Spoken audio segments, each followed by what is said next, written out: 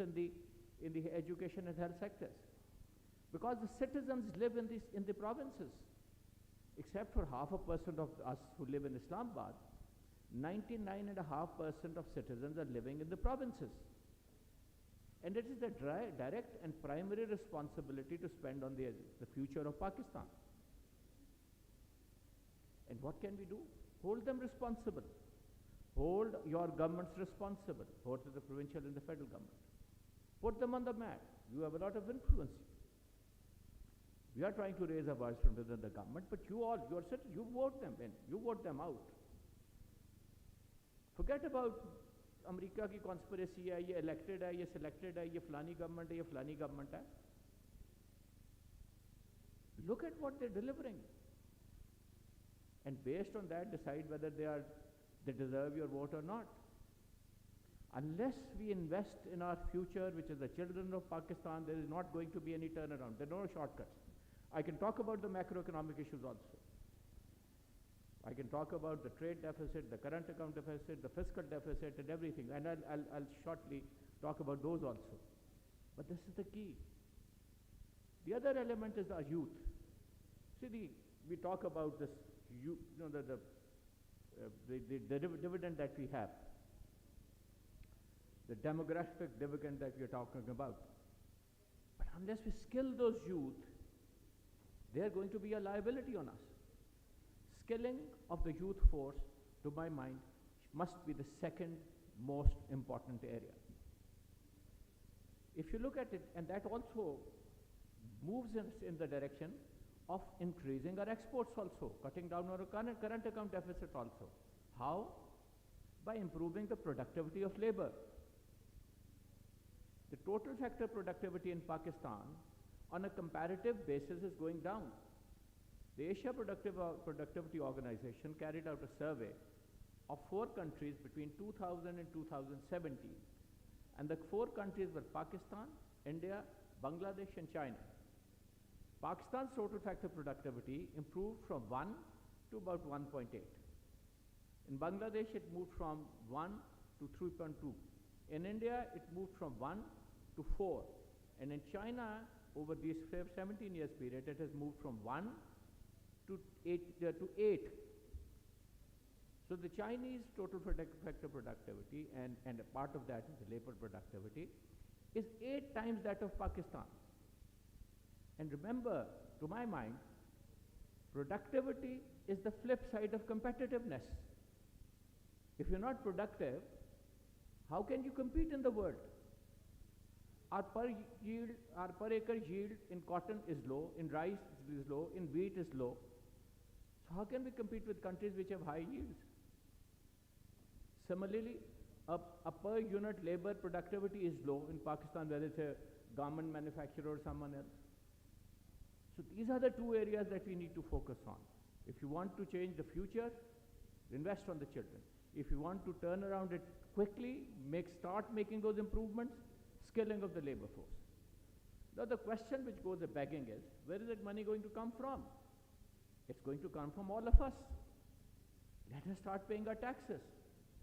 Including myself, no one in Pakistan pays his or her full taxes. And we are always asking others to do that.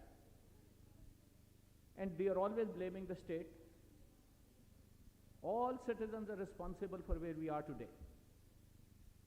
And my job, as part of the government, is to ensuring that all the money that is being collected, we get the full value of every rupee that is spent. Unfortunately, that's also not happening. But that's my responsibility. My responsibility as a citizen, and for all of you, is to ensure that we collect the true optimal tax that is due, and pay that tax. Ladies and gentlemen, to my mind, there are no shortcuts. We have been talking about it for too long. Unless it's a long haul, it's uphill, it's arduous. But to my mind, this is the only path if we want to change the future of Pakistan, turn around the future of Pakistan. Otherwise, we will continue to make marginal progress here and there, but we will not be ready for the 4th industrial revolution. and we will always be a laggard in the world. Thank you very much.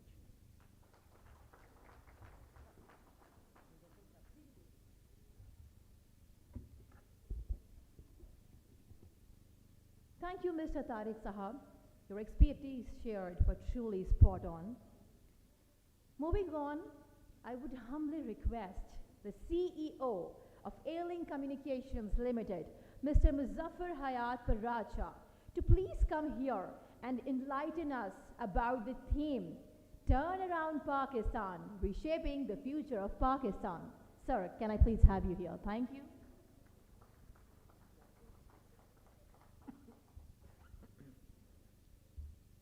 Good morning and warm welcome to everybody, all the delegates, all the ambassadors from the government side, all the CEOs, and everybody, ladies and gentlemen.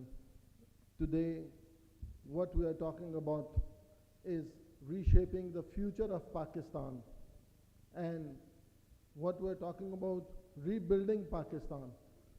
If you think from my side, my perspective is not think about the future of Pakistan. We should think now of Pakistan. Since a kid, I am listening the future of Pakistan. Pakistan is a tough moment. We never talked about now of Pakistan. We should think now, then and there. If all the stakeholders are sitting in this room, why not we think now? So this is the key in my point of view. Future, we talk, we all go, we have so many these kind of seminars, we have so many these kind of conferences, but at the end result, we all speak and finish it. So today, I believe if you listen from my heart, the future of Pakistan is in our hands. Yes, if we do it well, then we can give a good thing to our next generation. If we ruin it today, what we can offer them? How we can tomorrow blame our next generation that you haven't done anything, or how we can train them if we don't perform good, if we don't behave good, if we don't show ourselves that yes, you should perform this way, how they will learn. We have to train them with our act today. And with this, there is one thing we have to forget. We always talk about ecosystem. No, we have to forget about ecosystem. There is a just small difference between ego and eco, G and C. So today, we all have to think about ecosystem and forget about ecosystem. There is a lot of ego. You know, I was discussing this word, the chairman and the founder of CEO Club, Mr. Ijaz Nisar, about this ego and ecosystem. And I told him, I will do it at the stage, because this is the ego which is really hurting us. This is the ego where everybody is saying that he has to be a political position and he needs a political position, or he needs or she needs a position at the government. We can do at our own. Charity begins at home. We can start from our own selves, rather looking at other people who will do it. So we have to do from our own selves. I just give you an example. Today, speaking at this forum, I am coming from a very small company and we brought it to a big one. But all those people who are my mentors, who are very senior to me, or very successful businessmen here, the politicians. So with all of them, the company we created is a technology company. And I tell you, the future of Pakistan lies in the technology. The next data is not oil. The next oil or the next wealth is not oil, is data. The globe is moving around data. And as you have just, Mr. Chairman Nadra was here, Mr. Tariq was here, and he spoke about so many things about data. Even Tariq Bajwa Sahab, who's Special Advisor to Prime Minister of Pakistan, he spoke about data. What is the next? Next is data, and we should focus on data technology. And that technology is only possible if you think about digitization of Pakistan. If we focus on academia in Pakistan, and it is not possible without digitization. You go to banks today, you go to aeronautical space, everywhere you need a digitization. Without digitization, no country can grow. For neighboring countries like India, Bangladesh, and Vietnam, there was a discussion, some of the speakers said about Vietnam. I think Shabi Saab said about Vietnam. Vietnam, yes, their economy, their exports were around $25 billion some years back. Today, their exports are more than 250 billion US dollars. And out of 250 billion US dollars, 60 billion US dollars is coming from technology, cellular phones exports. So today, as I represent AirLink Communication, which is the biggest telecom company in Pakistan, and we are manufacturers of Xiaomi mobile phones in Pakistan and distributors, plus we have the online access, all those things. I request the Special Advisor to Prime Minister of Pakistan to focus this telecom industry to mobile industry, which generally we all think it's a luxury. Dear fellow members, it's not a luxury. Today it is a necessity. With this, if any one of you who forgets their cell phone at home, they go back home to take the phone. So this means it is a necessity. So you can't come. I am sure no one over here in this room is without a cell phone, and the life is moving around cell phone. If you allow me, if they have some small video what we're doing in Pakistan about the technology, people generally think Pakistan is a backward country and they can't do anything. But I tell you, we have already created JF-17 Thunder, which is one of the best planes in the world. If we can create that, why we cannot create a smartphone system, ecosystem in Pakistan? Why we cannot do it? Pakistan, I again say, Pakistan जहाज बना सकता है, तो smartphone क्यों नहीं बना सकता? But yes, उन चीज़ों के बनाने के लिए हमें गवर्नमेंट के साथ सपोर्ट भी चाहिए, and we are ready to support the government of Pakistan the way they want. And this is the place where we can grow, we can get exports. And Tariq Bajwa Saab, just to address you specially, if the way you want, if we match the policies of the government, and if we follow those policies, we work together, we can bring the exports of $15 to $20 billion of cell phone exports in next 3 to 4 years from Pakistan. That will help the trade deficit of Pakistan. I request if they have any video of Xiaomi over here, they can run that small video, please.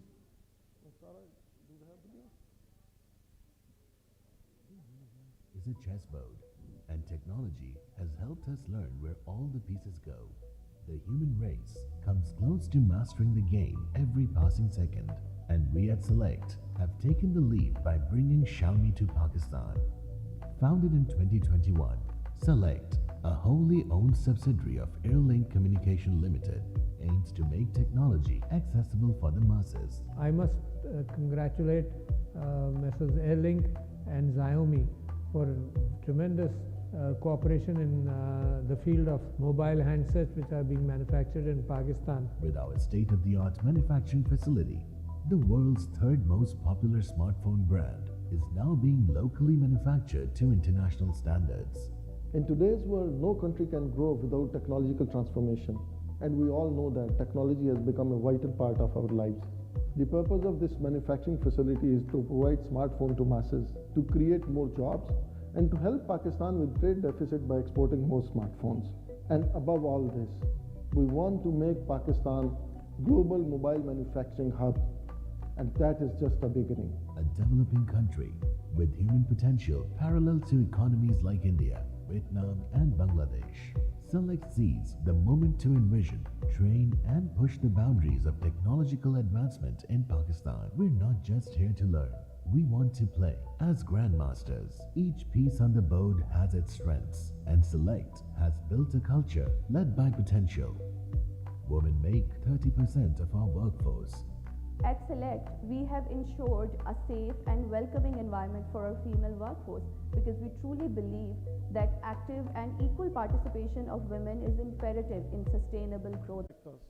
So at the end, I'm thankful again to Mr. Shabi Saab, Mr. Ijaz Saab, Mr. Bolani Saab, and Mr. Tariq Saab, Bajwa Saab, and especially I thankful to Mr. Qasim, who came from Karachi. He's special advisor to Chief Minister Sindh, who flown from this morning from Karachi to Islamabad. I'm thankful to him. And all my other friends, colleagues, Mr. Javed Khan, and all colleagues, friends who made this conference happen. Thank you very much, everybody. Thanks for you being here. And thanks especially for AirLink team, their efforts. So we brought it. I am here today because of my team, because of my parents, and because of all my friends and colleagues. Thank you very much. Thank you. Thank you, everyone. Thank you, sir, for this patriotic speech. मुझे लगता है कि recent time में बहुत ज़रूरत है ऐसी motivational speeches की. आगे बढ़ते हैं जी. Now I would like to welcome somebody. अच्छा, उनको बुलाने से पहले ये बड़ा important है जानना. We all are very much aware कि पाकिस्तान किस time से गुजर रहा है, economical challenges and what not. So let's welcome the co-chairman of Pathfinder Group, Mr. Ikram Sehgal, to please come here and talk about Pakistan at crossroad, a way forward. Thank you.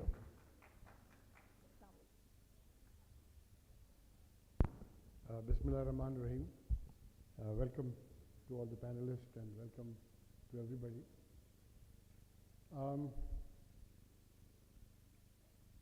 First of all, talking about reshaping Pakistan, I want to start with the people on the stage. You've already heard Muzaffar speaking about his company. Fantastic. I had the honor of hosting Tariq Malik at during his speech in the thing, and he really said so many things that people were astonished as to what Pakistan has achieved in ID and other things which are linked with ID. And of course, we know all that Mr. Tariq Bajwa did as governor, and it was as a state bank. And it's no secret that you know, the Asan mobile account is possibly a great deal because of the enthusiasm and spirit, and he put into it, and I thank him. I take the opportunity to thank him for it. I think a lot has been said about Pakistan. About 2 months ago, at a CEO's conference where Shabi, Ikram and Ijaz Nisar were there, and I asked the CEOs present there is, how many of you have had losses? And nobody could say losses. And I said, among the banks, how many of you have not had exorbitant profits? Exorbitant profits. And they could not say it. And this is a country that can feed itself actually and clothe itself. We have problems. If we have to have our wheat smuggled into Afghanistan to feed the Afghans, that is bad enough. But if we have to have our dollars go into Afghanistan to feed the economy, I think that is even worse. So we are not actually, our economy is not really looking after one country. We are actually looking after two countries, Afghanistan also. And I have said this again and again, and I say this very clearly, that when the country's existence is in danger because of the foreign exchange thing, why are we not closing down the foreign exchange dealers today? We know they do the smuggling. We know they take the money out of the country. Why aren't we doing it? So we must take drastic steps. We cannot do that. In order to tighten the belt, why are we allowing the import of vehicles, cars, luxury cars of different brands on the roads? We've got assembly plants. For the time being, at least for a couple of years, stop all the imports. We've got to do drastic things. You know, we talk about investment. Let me tell you, I was last year at Davos. I hosted the Sindh Chief Minister, and Qasim is here. You know, the presentation that was there did not only sort of shock the people, the investors there, it shocked me also. because I didn't know all that Sindh had to offer. And the presentation was fantastic. But the follow-up this year, we were expecting the Sindh people to come for some bureaucratic reason. They did not come, and all the investors turned up. Now, you can imagine the frustration they had. And they said, this is what is wrong with your country, you cannot follow up, right? So, my point is that you can do all the amount of, investment sort of initiatives that you can take, but the people have to hear it and see it. What is this country? You know, we have to make sure that a country which can feed and clothe itself, and it is a fact. We have surplus wheat, but somehow that wheat disappears at the time of making into atta. We have we have a lot of other things. Yes, we have to import edible oil, we have to import fuel, etc. We can cut it down. There is no this thing. There is no market in this country. You can go to any market in this country and you will find it always full of people. They have the buying power, right? And as Tariq Bajwa Sahab has said, they just don't pay their taxes. And if they do not pay the taxes and the government doesn't have the money, then they have to turn to IMF. Nobody likes the conventionality that IMF is going to impose on us or imposing on us, but we have no choice at the moment. And because we have no choice, we have to take steps which are very, very drastic. Tariq Malik Sahab is not here. Let me tell you a success story. The World Bank has a financial inclusion scheme which is to include 80% of Pakistan's adult population that does not have bank accounts. This is sponsored by two regulators, the State Bank of Pakistan and the Pakistan Telecommunication Authority. This has been going on for the last 10 years. We were one of the companies that went into it. 3 years ago, we were ready with that switch.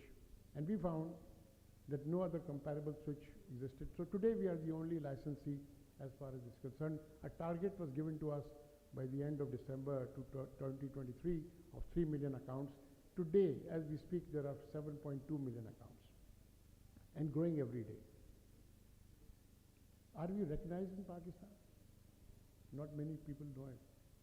Because for about the time the media campaign was supposed to come out from the State Bank, the floods came in, the people who were to be affected by that media campaign were affected by the floods, and that media campaign not. But even then, there are 7.2 million accounts, and over 50 billion value transactions, over 50 million transactions have taken place. Are we recognized in Pakistan? No. But let me tell you, the World Economic Forum representative on the stage recognized that we are the third country in the world that has this thing. So we were recognized as the third country in the world as far as digital financial inclusion is concerned. But no, I'm sure, as much as I love my friend Hassan here, I'm sure even he does not know it, right? Because that thing, that what we have, the potential that we have, the people that have produced it, people talked about the youth. It is true. Our youth is second to none, provided we give them the wherewithal to do this. This switch was made by average age 27. The switch was made by average 27. It is the only switch in the world. Please recognize this. It is the only switch in the world which is a multi-switch that connects 16 banks having branches licensed to 4 telcos. In fact, even the SWIFT telco is connected, telcos. Now, it is a fact of life. Today you can reach out to flood-affected areas, you can reach out anywhere. You're doing transaction to Kisans, you're doing education things. Faisal Mushtaq was sitting here some time ago. He was talking about putting it into the public school system. you need recognition. Pakistan is a great country. Pakistan is a great country if we learn to fight each other only on issues of importance, not bring down each other on issues of no importance. When the crisis is upon us, all of us must work together. Whichever party we belong to, whichever sect we belong to, whichever the thing does not concern, we have to come together. We must make sure that we must take this challenge and turn it into an opportunity. And as Muzaffar has said, yes, we have the wherewithal, we can do things, but we do not have the thing. We cannot turn that advantage, because we are our own worst enemies. Because merit in Pakistan is a disqualifier, it is not a qualifier. But therefore, I especially came down today, and I don't want to say this, I have to undergo a major heart procedure in the next few days, but since Ijaz Nisar had so lovingly invited me, I took the risk and I said I'll come down, and I have to go away to the Cleveland Clinic in a few days, right? But let me tell you, you know, it's a supposedly a difficult procedure, and now it's become a simple procedure. But every time, you know, when you close your eyes before the anesthesia kicks in, I tell you one thing I will remember. I will say, Pakistan, thank you for being my country.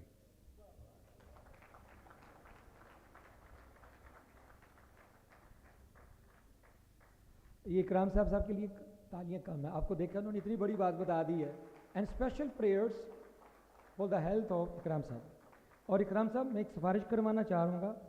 इकराम साहब, एक आपके साथ एक हमारे जो आज के chief guest हैं एहसन इकबाल साहब आ गए हैं. सर मेरी गुजारिश है, इन्होंने मेरी काफ़ी क्लास लगाई है, मैं ओपन सब पब्लिक के कह रहा हूँ. सर अगली दफ़ा डेवोस के चीफ गेस्ट ये होंगे. Sir please have a big round of applause for Ahsan Iqbal साहब.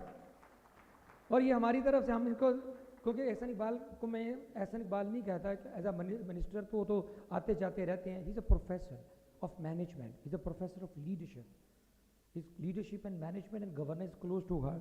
तो Ahsan sahab, without wasting time, please come over the for this thing, please sir. Thank you very much sir. Again big round of applause for Ahsan sahab. अभी रात को ये पहुँचे हैं, just coming to Serena.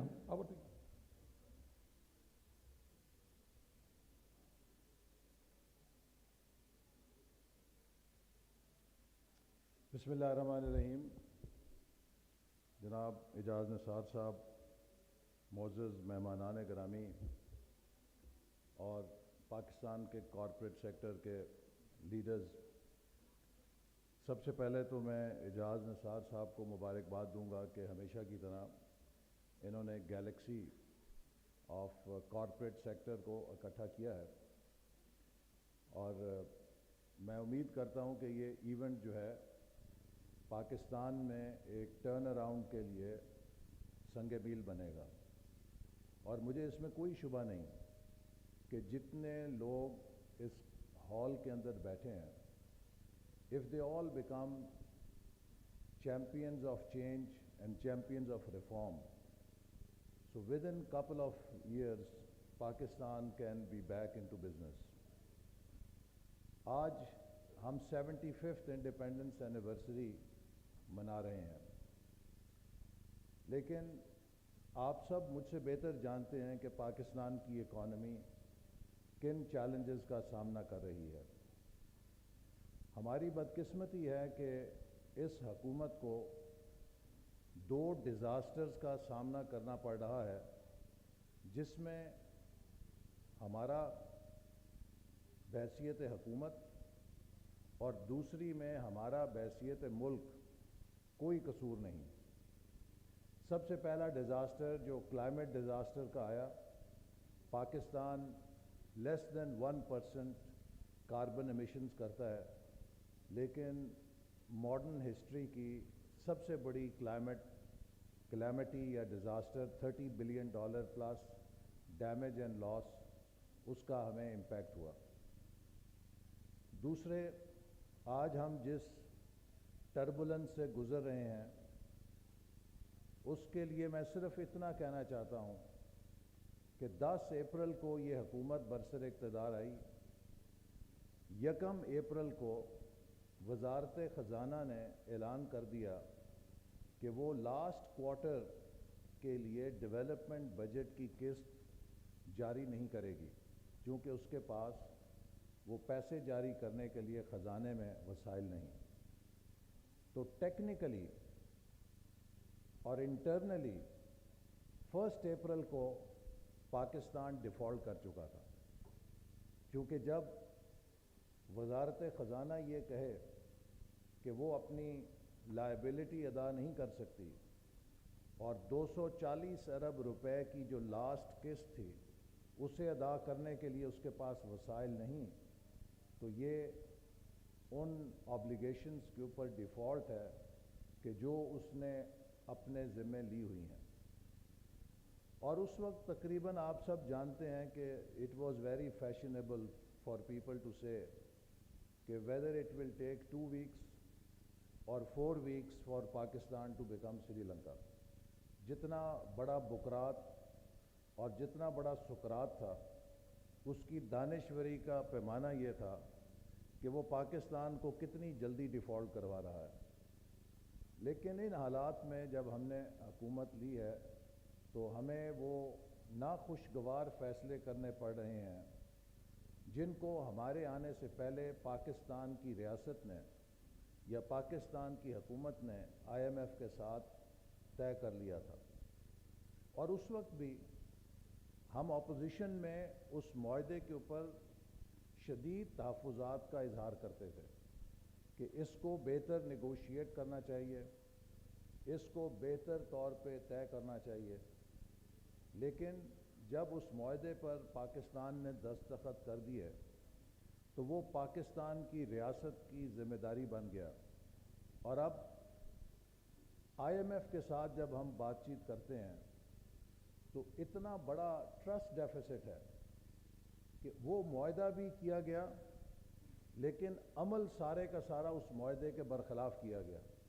تو لہٰذا اب IMF یہ کہتا ہے کہ اگر آپ نے ہمارے ساتھ معاملات کو چلانا ہے تو آپ اپ فرنٹ ان چیزوں پر عمل کر کے دکھائیں جن کو آپ نے طے کیا ہے، اس کے بعد ہم آپ سے بزنس کریں گے۔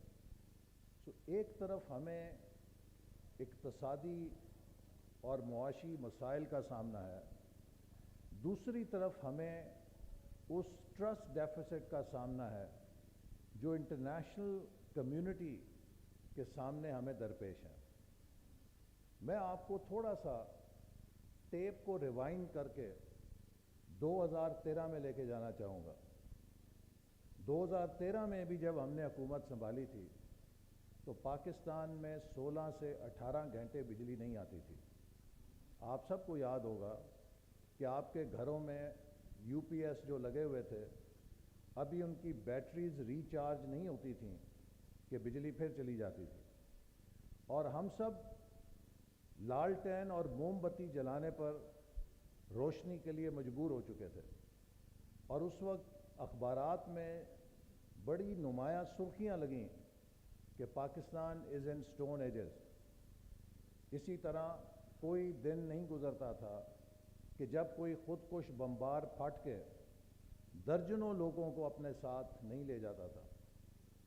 کراچی جو ہمارے ملک کا فائنینشیل کیپٹل ہے، اس کی صورتحال یہ تھی کہ جب کوئی شخص گھر سے نکلتا تھا تو اس کی بیوی، ماں، والد، والدہ مصلے پر بیٹھ کے دعا کیا کرتے تھے کہ اللہ تعالیٰ اسے شام کو خیریت سے واپس لے آئے۔ لیکن 2 سے 3 سالوں میں کراچی کی روشنیاں اور امن بھی بحال ہوا، دہشت گردی کے خلاف جنگ بھی جیتی گئی، پاکستان میں 11,000 میگا واٹ 4 سالوں میں نئی کیپیسٹی بھی ایڈ ہوئی۔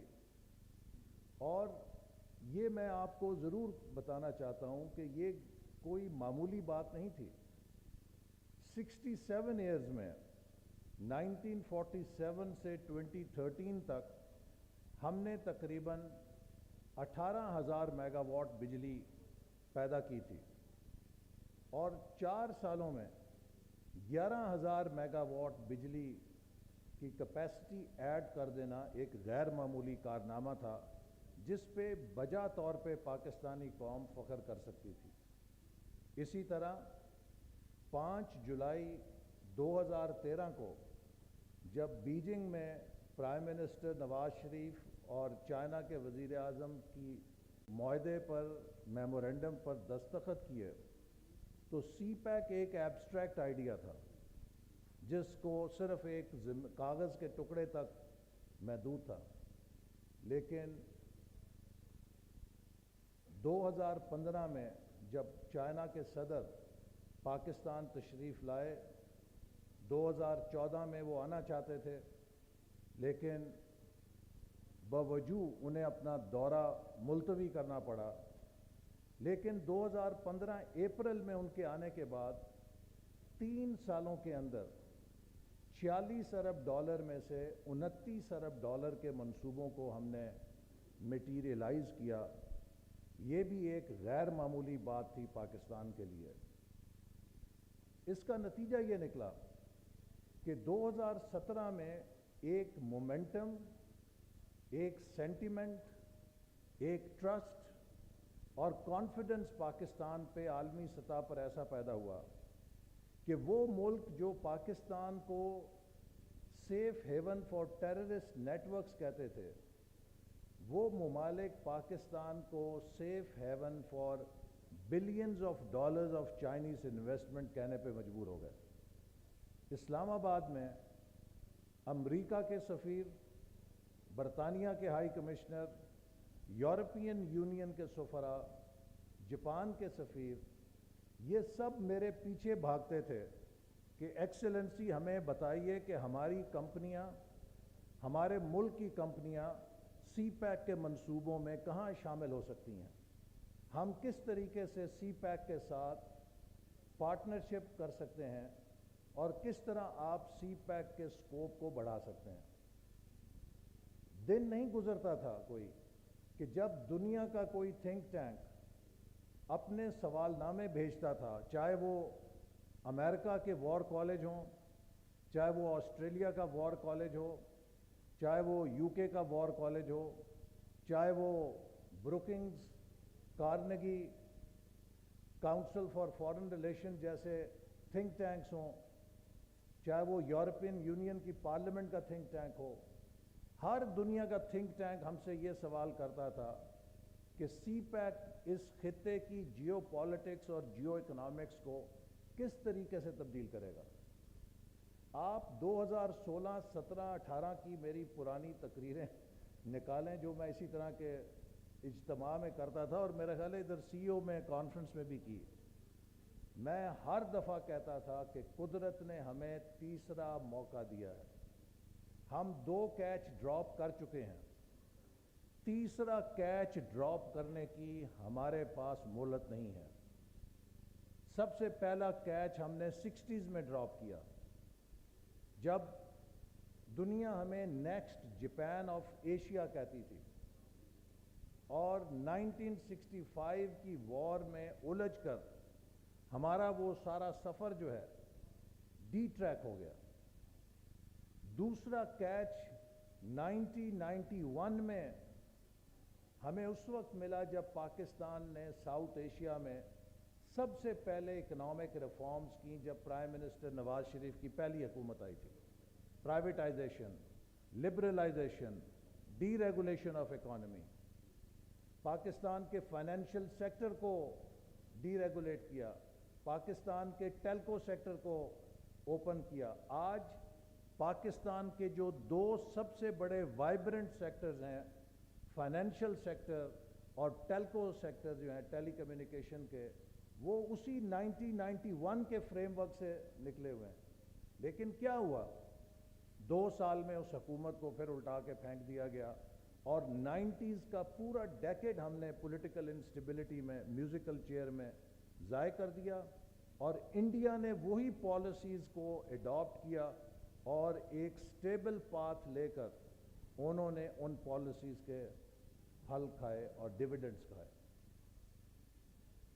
2014 میں ہم نے ویژن 2025 بنایا.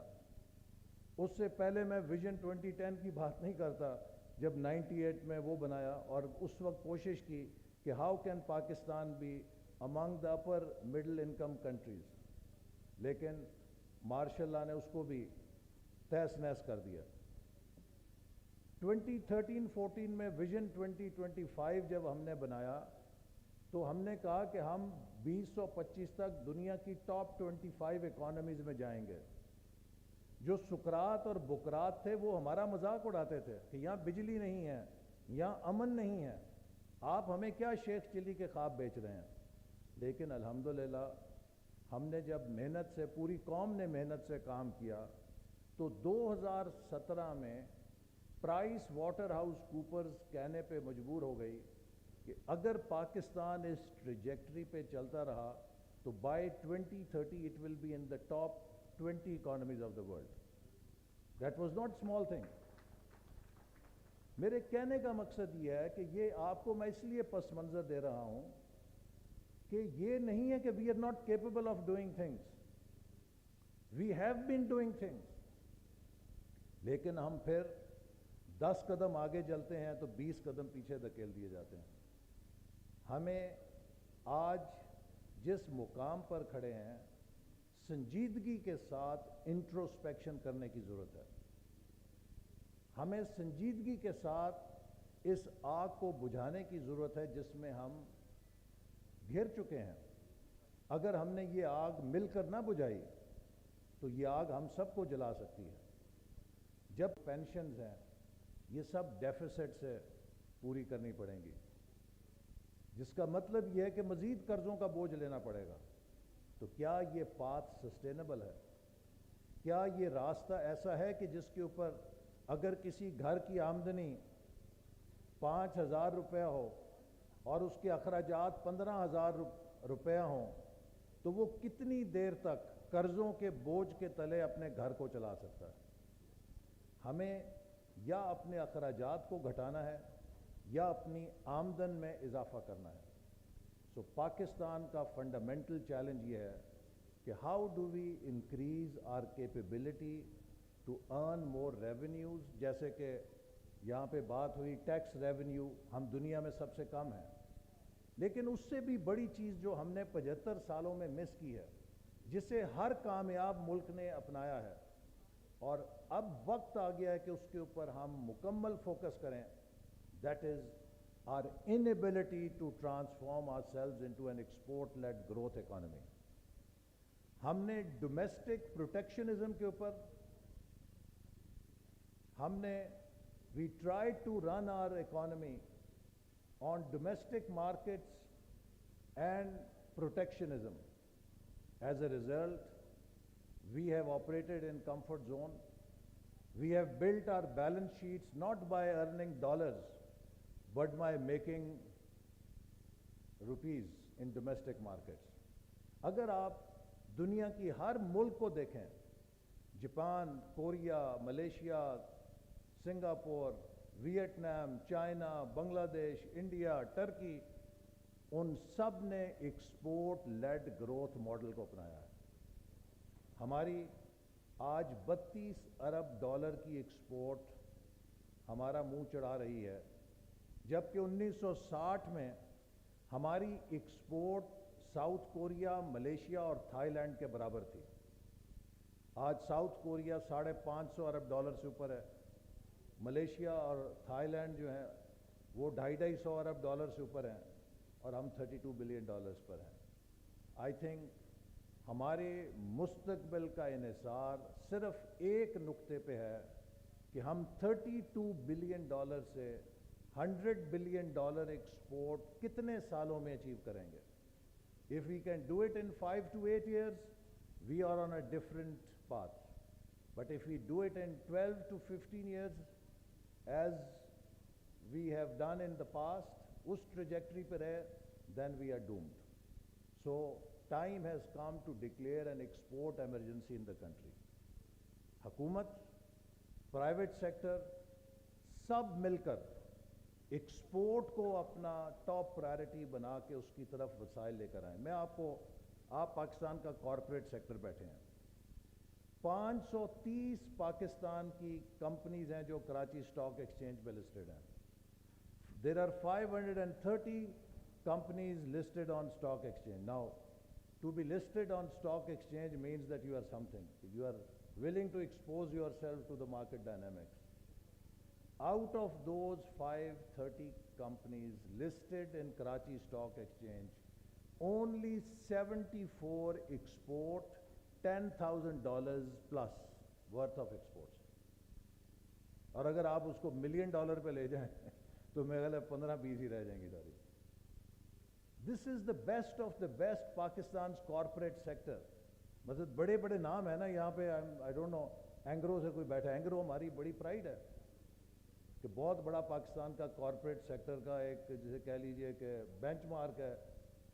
اگر میں سوال کروں کہ اینگرو کا کیا ایکسپورٹ پرفارمنس میں کنٹریبیوشن ہے, نیگلیجبل. فوجی فاؤنڈیشن, ایف ایف سی اور اتنے بڑے بڑے ہمارے ادارے ہیں, میں پوچھوں کہ جناب اتنا بڑی کارپوریٹ امپائر ہے, آپ کی ایکسپورٹ میں کیا کنٹریبیوشن ہے؟ زیرو. ٹائم ہیز کم کہ پاکستان اپنا ایکسپورٹ کو اوڑھنا بچھونا بنائے, اور ہمارا جو کارپوریٹ کیپٹل ہے, دنیا بھر میں جو کارپوریٹ اینٹیٹیز تھیں, دے ٹرنڈ انٹو ایکسپورٹ ہاؤسز. انہوں نے اپنی کارپوریٹ سیکٹر کی جتنی ایکسپرٹیز تھی, پروفیشنل مینجمنٹ تھی, اس کو اپنے ملک کی پروڈکٹس کو دنیا کی مارکیٹس میں انٹروڈیوس کرنے کا بیڑا اٹھایا, اور انہوں نے اپنے ملکوں کو ایکسپورٹ لیڈ گروتھ بنایا. تو میری آپ سے یہ گزارش ہے کہ پاکستان کے اندر مستقبل میں اب ہمیں اپنی انویسٹمنٹس اور اپنی اکنامک پالیسیز کا ایک ہی پیمانہ رکھنا ہے. ہمارے لیے وہی محترم ہوگا جو پاکستان کو ڈالرز ارن کر کے دے گا. ہم اس پروٹیکشن سے, اس کمفرٹ زون سے نکل کر خود کو انٹرنیشنل کمپٹیشن کے لیے تیار کریں. پاکستان کی صلاحیت میں, پاکستان کے جینیس میں, پاکستان کی ہیومن ریسورس میں کوئی ایسی کمی نہیں ہے کہ ہم انٹرنیشنل کمپنیز کا مقابلہ نہ کر سکیں. اور دوسری چیز, this is an age of brands. آج امریکہ کی طاقت, یورپ کی طاقت, گلوبل بزنس کی طاقت ان کے برانڈز کی طاقت کے اوپر ہے. ہم نے کتنے برانڈز تیار کیے ہیں, ہمارے کتنے برانڈز گلوبل لیول کے اوپر ہیں. ہم او ای ایمز کو ان کا بیسک را مٹیریل فراہم کر کے خوش ہو جاتے ہیں کہ ہم نے ڈالر کما لیے ہیں. وہی ہماری چیزیں دوسرے اسمبل کر کے اپنا ٹھپا لگا کے تو سارا جو اس کا پریمیم ہے وہ اپنی جیب میں ڈال لیتے ہیں. وائی کی not we create our own brands? دنیا میں آج ہمارے خطے سے دیکھیں, بنگلہ دیش اور انڈیا کے برانڈز جو ہیں وہ ابھر رہے ہیں, ہم کیوں نہیں ان کو اٹھا سکتے؟ تو اس لیے آج پاکستان کے لیے ضروری ہے کہ ہم اس فریجائل اکانومی کو ایجائل اکانومی بنانے کے لیے ایک کلیکٹیو کمپٹنس کے ساتھ آگے بڑھیں. The power of synergy and the power of collaboration is the way forward. اس وقت ہم پولرائزیشن کا شکار نہیں ہو سکتے. یہ وقت نہیں ہے کہ ہم ایک دوسرے پہ فنگر پوائنٹنگ کریں. یہ وقت ہے کہ ہم سب مل کر اس میس کو صاف کریں جو ہمارے سامنے اس وقت پڑا ہے. اس میں ویدر فیکٹرز بھی ہیں, اس میں کلائمیٹک فیکٹرز بھی ہیں. ویدر فیکٹرز وہ ہیں جو پچھلے چند سالوں میں ابھرے, اور کلائمیٹک فیکٹرز وہ ہیں جو 75 سالوں سے ہماری اکانومی کی ڈسٹورشنز ہیں. ان دونوں کو ہم نے ایڈریس کرنا ہے. اب مزید ہم ان سے کبوتر کی طرح آنکھیں بند نہیں کر سکتے. And if we can address them, I think time is on, we have not lost the time. ہم وقت کو دوبارہ سیز کر سکتے ہیں. اور میں ہمیشہ یہ کہتا ہوں کہ ایز پلاننگ منسٹر مجھ سے جب کوئی پوچھتا ہے how do you see next year, my reply to them is that I don't think much about next year. I think about the next milestone for my children and for our future generations. That in 2047, when Pakistan will be 100 years, and one of them will he or she will stand in my place, will that minister also face the same burden of history that I am carrying on my shoulders? Or that minister will stand up with pride and say that finally we did it. So jab Pakistan 2047 mein 100 years pura kar raha hoga, to Pakistan ko kisi naye IMF ke program ki mohtaji nahi honi chahiye. Pakistan us waqt ek aid giving countries mein shumar ho raha ho. Ye ho sakta hai. Abhi main World Government Summit se raat hi pahuncha hu late jo UAE ne ki, and they were showcasing their development, which is an amazing journey. लेकिन उनके जो crown Prince हैं, उन्होंने अपनी 15 minute की जो closing speech थी, उसके आखिरी आधे मिनट के अंदर सारी बात का खुलासा कर दिया. उन्होंने कहा कि all this would not have been possible कि अगर हमें एक स्टेबल प्लेटफॉर्म ना मिलता अपनी पॉलिसीज़ को इम्प्लीमेंट करने के लिए.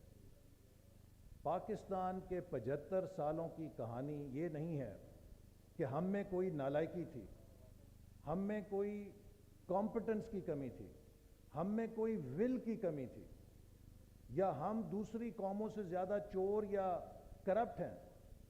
We are as honest as any other nation and we are as corrupt as any other nation. We are a normal nation. हमारी सेल्फ इमेज को तबाह कर दिया गया बता बता के as a we are the most corrupt nation on the face of the earth. No, we are not. What has hurt Pakistan is the political instability and lack of continuity of policies. आप सब बड़े opinion leaders हैं. हमारे हमसाया मुल्क में देख लीजिए, India में बीजेपी, कांग्रेस, तमाम हुकूमतें कम अज़ कम 10-10 साल तक बरसर इक़्तिदार रही हैं. एक पॉलिसी को डेकेड चाहिए होता है कि वो अपना फ्रूट दे सके, वो एम्बेड हो सिस्टम के अंदर, वो रूट्स ले और वो डिविडेंड्स दे. लेकिन if we keep plowing the land again and again, you can plant best of the best seeds or best of the best policy, but you don't stop plowing the land. आप हल चलाने से बाज नहीं आते तो बेहतरीन से बेहतरीन बीज भी कभी नहीं उगेगा. Once you plant the seed, the soil needs stability. So I think now the time has come. We should have a national consensus how to run this country. And I would say that this is not just the responsibility of politicians to learn from their mistakes. Our establishment and our judiciary also has to learn from their mistakes. Allah Ta'ala ने हमें रेकोडेक की सूरत में copper और सोने का इतना बड़ा खजाना दिया. आप मुझे बताएं कि लाखों साल की इंसानी तारीख में कोई मिसाल है कि किसी मुल्क को बिलियंस ऑफ डॉलर का सोने का खजाना दिया हो कुदरत ने, वो $1 कमाए बगैर 9 अरब डॉलर की लायबिलिटी गले में डाल ले? क्या कोई पूछ सकता है ये सवाल? ये वो हमाकते हैं जिनके नतीजे में आज हम इस मुकाम के ऊपर खड़े हैं. लिहाजा judiciary must know it's limits. It must not indulge into politics. आज कोई साकिब निसार साहब आके तारीख को जवाब दे सकते हैं कि किस बुनियाद के ऊपर उन्होंने नवाज शरीफ साहब को नाहल करके पाकिस्तान को उस बहरान के अंदर फेंका जिससे आज तक हम नहीं निकल सके. अपनी एडवेंचरिज्म के अंदर ऐसे फैसले कर जाते हैं. आज पाकिस्तान के गरीब लोग उस सियासी बहरान की कीमत अदा कर रहे हैं जो पाकिस्तान की सुप्रीम कोर्ट ने 2017 में एक फैसले के नतीजे में पैदा किया और एक जुडिशल कू इस मुल्क के अंदर की. आज वो ट्रस्ट ख़त्म हो गया. मैं आपको एक कहानी सुनाते बात ख़त्म करता हूँ. एक चाइनीज़ ग्रुप था जो बिलियंस ऑफ डॉलर पाकिस्तान में लेकर आ रहा था. मुझे आके मिले कि हम एक सीमेंट फैक्ट्री लगाना चाहते हैं और उसके लिए हमने जगह तकरीबन फाइनल कर ली है, तो आप प्राइम मिनिस्टर से जाकर हमारे लिए टाइम ले दें ग्राउंड ब्रेकिंग का.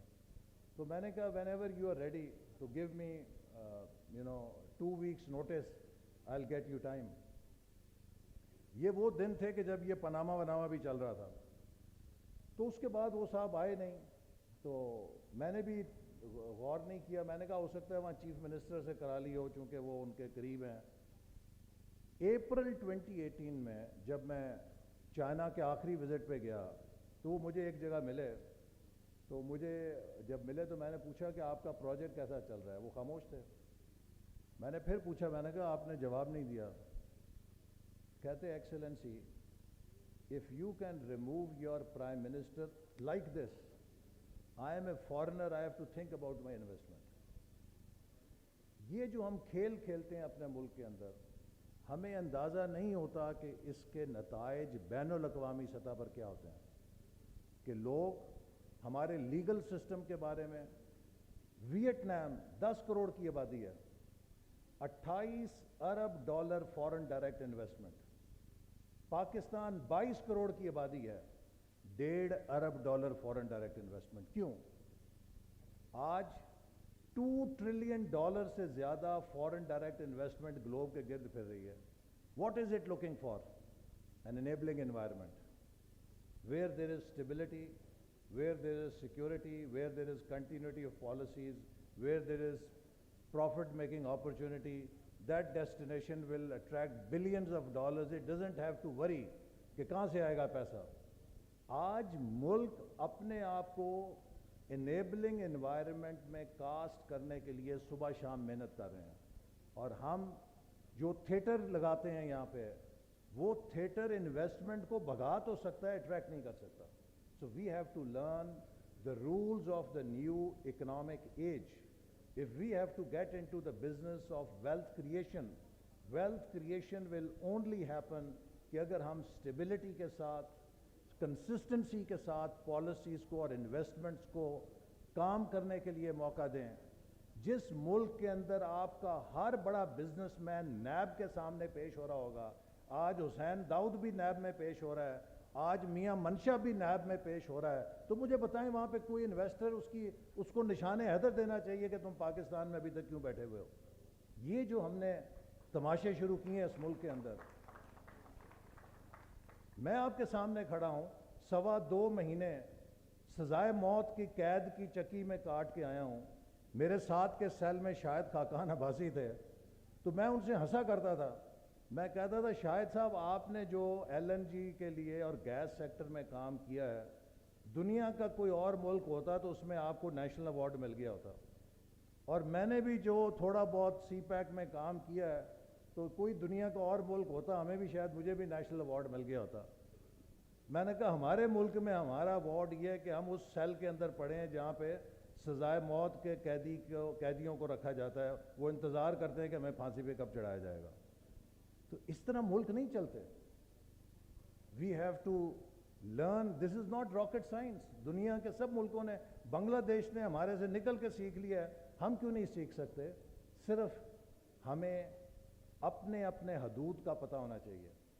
ہر ادارے کو اپنے حدود میں رہ کے کام کرنا چاہیے اور کانسٹیٹیوشن کے ماتحت کام کرنا چاہیے. Then there is no problem. So in the end, let me once again thank all of you, and for the ambassadors who are here, I would say that Pakistan is a country which has 5th largest population, of which 60 to 80 million is middle class. So Pakistan has a much bigger size of market than many European countries in terms of its middle class. So it is an attractive destination for investments. We are seeking foreign direct investment to upgrade our export potential, and we also seek to develop strong economic relations with our partners. Pakistan right now is an undervalued asset, and any investment that will come into Pakistan, I think in future, will make a very big capital gain. So tell your companies that they should not write off Pakistan. Actually, this is the right time. A smart investor looks for a stock which is undervalued and which has a potential to rise, and that is where they make the kill. So it is about time to enter into Pakistan and make the gains that Pakistan will make in future, and through collaborative efforts of our friends, we will soon pass out of this crisis, and once again Pakistan will be a very fast emerging economy. And in the end, I want to offer to all of you, we have launched Champions of Reform Network. Now what this network does is, it offers each and every capable, talented Pakistani an opportunity to become part of policy making. Turnaround Pakistan is only possible if Pakistani talent joins this Turnaround Pakistan effort. Or Champions of Reform Network allows you, whoever you are, wherever you are, if you have any capability, maybe in terms of ideas, maybe in terms of program, maybe in terms of any reform, you can become part of the policy making and make your contribution.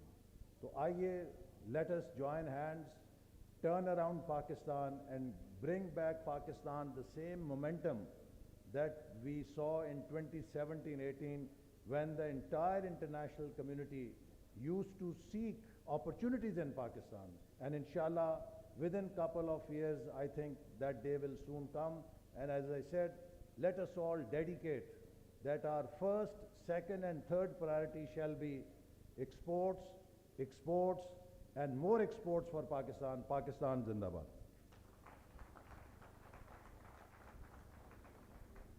What a powerful speech by the Federal Minister for Planning, Development and Special Initiatives of Pakistan, Professor S.N. Iqbal Sahab. Before we proceed further, मैं चाहूँगी कि मैं आप सबका energy level check करूँ, सड़क में आए. अच्छा, वो तमाम लोग जो चाय पीना चाहते हैं, because of course चाय तो पीनी है, लेकिन उसके लिए थोड़ा सा इंतज़ार कीजिए और उसके बाद हम सब मिलके चाय पियेंगे और networking भी करेंगे. But before that, I would like to check the energy level of all of you. So हम begin करते हैं right side से, and then I'll young colleague who's traveled all the way, and Qasim Kamar, obviously because I have a different relationship with him, so it's rare that I introduce him as somebody very official sitting on stage. Also Aziz Bulani Sahab, who I know him or know of and know since many, many years.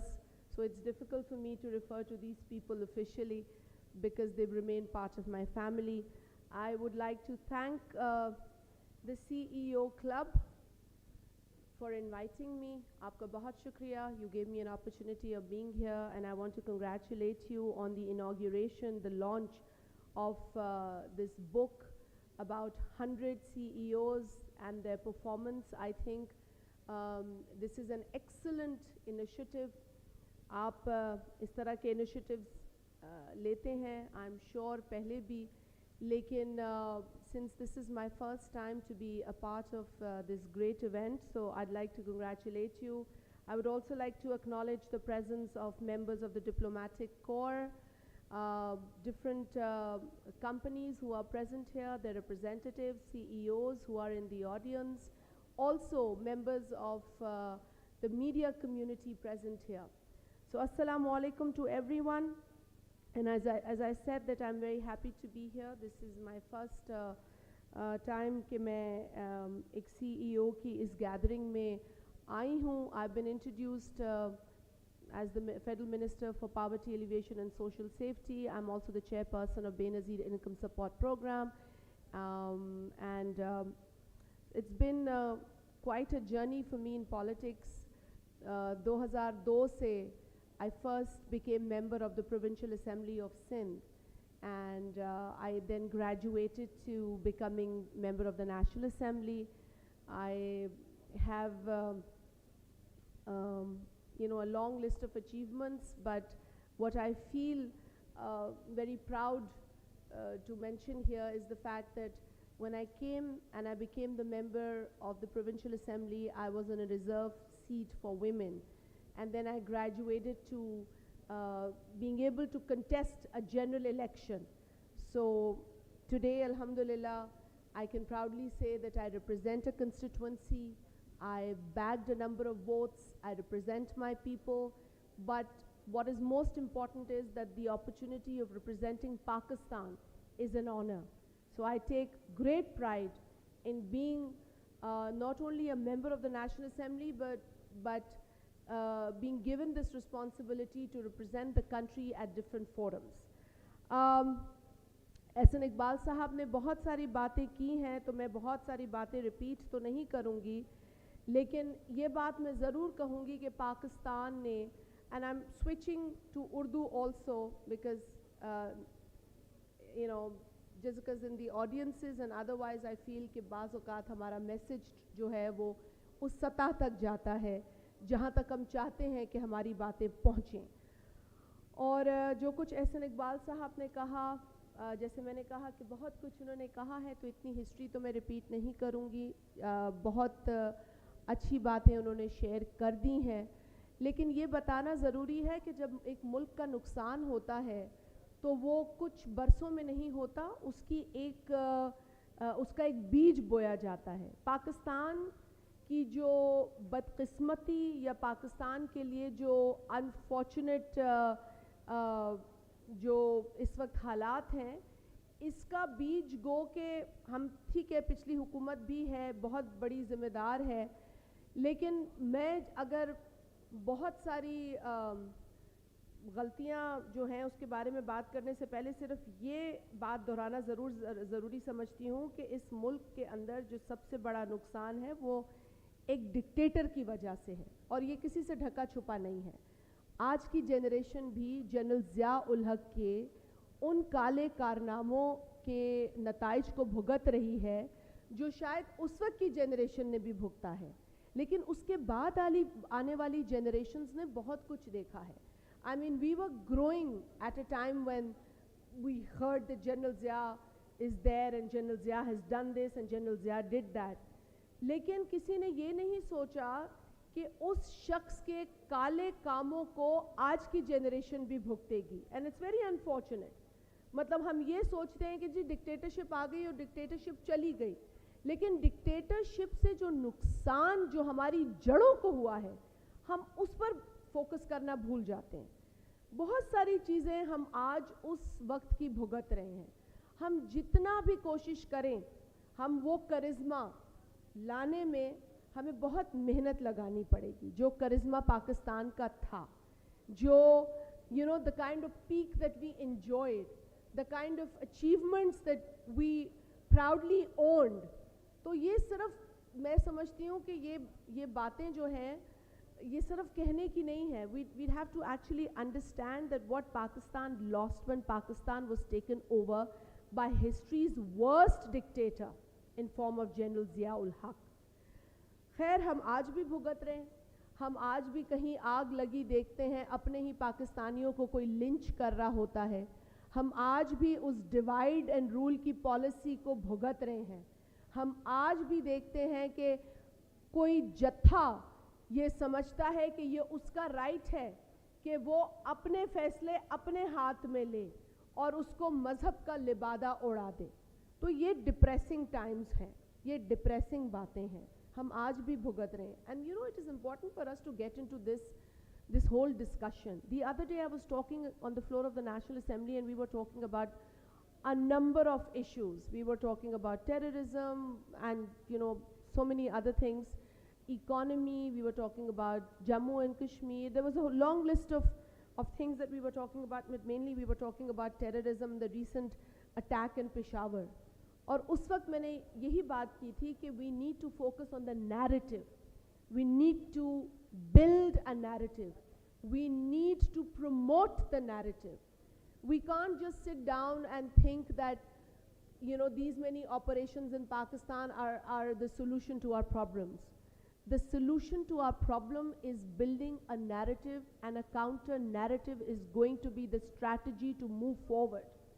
We have to understand this. We can't be happy seeing a police station in Pakistan being raided by a mob, and you know we see that these little kids are being taught that violence is the way forward and they take pride in being violent. We can't. This depresses us. And if it depresses me as a Pakistani, I'm sure a lot of you have felt bad about those scenes. So it is important for us to not only you know take pride in the fact that we are progressive Pakistanis, but also work hard towards telling the world conducive environment देना है, पाकिस्तान को business conducive बनाना है, वो उन्होंने as president अपने दौर में बहुत अच्छे तरीके से दिखाया और अपनी पॉलिसीज़ उसी तरीके से चलाई, जिसमें सीपैक उनका एक विज़न था। और आज अल्हम्दुलिल्लाह हमने देखा कि you know with this unity government we all understand the importance of CPEC. When a dictator handed over CPEC to another port of Singapore without realizing कि इससे पाकिस्तान का क्या नुकसान है, this takes me back to the fact that Thar coal के साथ भी यही हुआ था। और थरकोल भी just for some 0.11 cents Chinese को हमने उस वक्त भी खफा कर दिया था, and for years we couldn't do anything with Thar coal. But alhamdulillah, sanity prevailed, and not only prevailed when democratic, progressive people came into power, when they forced everyone to think positively about a project which was our project, and not promote this otherwise, because मैंने बहुत बातें सुनी थी कि जी थरकोल का कोयला नहीं चल सकता, क्यों, उसमें पानी है। मतलब मैंने इतनी इंसेन बातें थरकोल के कोयले के बारे में सुनी थी कि अब मुझे लगता है कि वो एक बुरी कहानी है, एक बुरा चैप्टर है मेरी ज़िंदगी का। And today look at the same Thar coal, not only the 175 billion tons of charcoal is being exploited, it is also giving us 660 megawatt plus electricity. And charcoal alone can guarantee fuel for so many, thousands of years, I'd say, because that's the estimate.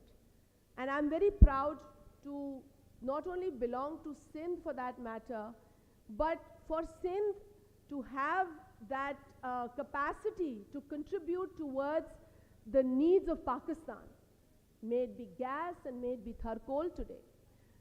But वो एक कहावत है, African कहावत है, एक proverb है, that alone we go far, together we go, alone we go fast and together we go far. So a province cannot go far alone. It has to take everyone together. And that is the spirit of any, should be the spirit of any province. May it be Sindh, Punjab, Khyber Pakhtunkhwa, Balochistan, Gilgit, Kashmir, all these areas. हमारे पास potential बहुत है। मैं अभी बुलानी साहब से बात कर रही थी और यही बात हो रही थी कि Pakistan has so much talent. It has got so many skills and skilled people. We perform so well outside Pakistan. Why is it that we can't perform so well within Pakistan? Why is it so?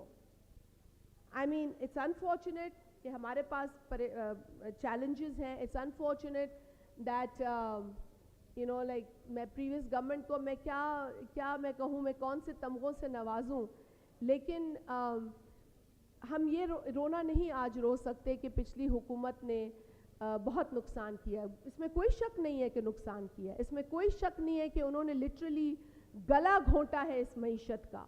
उन्होंने इस तरह की अहमकाना हरकतें की हैं कि जो एहसन इकबाल साहब कह रहे थे, because I was telling somebody the other day that I am a cabinet member, and it breaks my heart to come out and explain the kind of degradation or the kind of the harm that the economy has to face due to bad policies of previous government.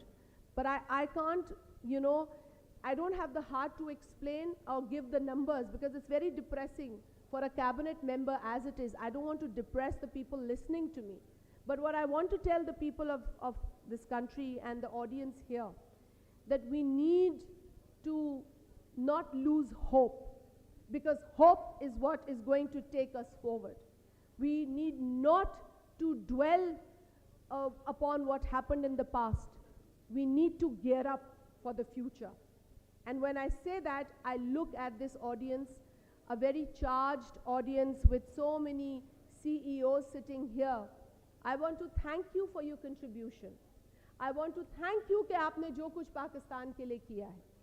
आप लोगों ने despite challenges, आपके लिए कोई बहुत ऐसी environment नहीं है कि आपका काम आसान है। Believe you me, मतलब मैं understand कर रही हूँ, मैं और अभी कासिम यही बात कर रहे थे कि कितनी problems हैं। There are so many problems for doing business. But the kind of commitment and the resolve that you all have shown for the progress and prosperity of Pakistan is remarkable. So I want to first, a round of applause for yourselves, for being here, for doing what you've done for this country. And I mean, बहुत easy है हमें numbers compare करना जी India का investment क्या है या फलाने मुल्क का क्या है, बहुत easy है, लेकिन हमें वो environment भी चाहिए अपने businesses के लिए, और वो हमारा भी काम है create करें, और आपका भी commitment है कि वो आप possible बनाएं. लेकिन देखें वे फॉरवर्ड अब यही है कि इकोनॉमी को चलाना है, और उसमें आपका रोल बहुत इम्पोर्टेंट है in terms of creating jobs, in terms of strengthening small and medium businesses, because this is the way forward. I understand that there are challenges, but then who doesn't have challenges? We all have challenges. To please come on the stage here with me and begin the session of the launch of the best-selling book, 100 Performing CEOs of Pakistan. Thank you so much. So we are really very short of time. Ehsan Saab, we want your presence. I will be requesting Muzaffar Paracha, Zahid Saab and Ehsan Iqbal to distribute the book 100 Performing CEOs in Companies of Pakistan to our ambassadors. Zahid Saab, please join us on stage, and I will be calling the names. Thank you all ambassadors for coming over, and I'll start with His Highness Mr. Atajan Mavlamau, Ambassador of Turkmenistan and Dean of Diplomatic Corps. Looking forward. Guys, clap please. Thank you so much, sir, for coming over, and he's the Dean of Diplomatic Corps. So thank you for coming over, and after him I would request to call His Highness Mr. Ismatulu Nasruddin, Embassy of Tajikistan. Ijaz sir, only one book in there. Okay. I'll be holding him here. So I'm requesting Ambassador of Tajikistan to come on stage. Okay, join us on the book launch and then come here. So guys, here is the reveal of our book, 100 Performing CEOs in Companies of Pakistan 2022 edition. By the way, for you guys, we have done this launch in Lahore, in Holland, and in Germany as well. Oh, and how can we forget Switzerland, World Economic Forum. So, Miss Murray, there is no excuse, please, Murray. Miss Murray. Ijaz sir, we are waiting, we are short of time. So here comes the book 2022, 100 Performing CEOs in Companies of Pakistan. 1, 2, and you waiting, here it goes. Yay! I hope you guys have loved the black title of this book, which is a change from the white titles we had in our previous 3 books. So, thank you so much. Zahid Saab, please join us back. Muzaffar Paracha and Zahid Saab. And Ehsan Iqbal Saab, of course, to give the books. So, here, Zahid, I request the rest of the speakers to sit down. His Highness Ismatulu Nasruddin, Embassy of Tajikistan. Here it goes. So, guys, please clap. And next is His Highness Mr. Tutu Aiv, who is Ambassador of Kyrgyzstan. Looking forward for Ambassador of Kyrgyzstan. And this will be followed. Please, no hush-posh on stage. If all can stand in a row, Ijaz Saab. All can stand in a row. Waleed, I would like you to be seated on stage. After this will be His Highness Mr. M. Madikizia, High Commissioner of South Africa. I remember him in our last summit, Islamabad as well. And His Highness Usmanov Oybak, Ambassador of Uzbekistan is done. Kuwait, Ambassador of Kuwait, His Highness Mr. Nasser Abdur Rahman, waiting for you on stage. And then Mr. Yarza Kitafin, Ambassador of Kazakhstan. And afterwards, there should be a gap in between. Please be careful for the pictures. I want the good clicks of all of you guys. Smiling and looking in the camera, Muzaffar. Please look in the camera. And then Mr. Yazhan Kistafin, Ambassador of Kazakhstan. Mr. Ozjan from Uzbekistan. Muhammad Abdullah Khan, Opal BBO. And then I'm looking for Ambassador of Azerbaijan. I'm calling some other ambassadors if they are around. Ambassador of Italy, Embassy of Sweden, Embassy of Ukraine and Czech Republic.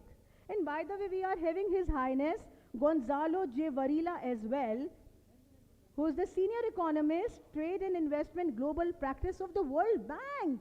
So guys, we are having World Bank here. And then I have seen His Highness Mr. Jacob Linulov, Ambassador of Denmark to Pakistan. One by one, please. Ijaz sab, careful for the pictures.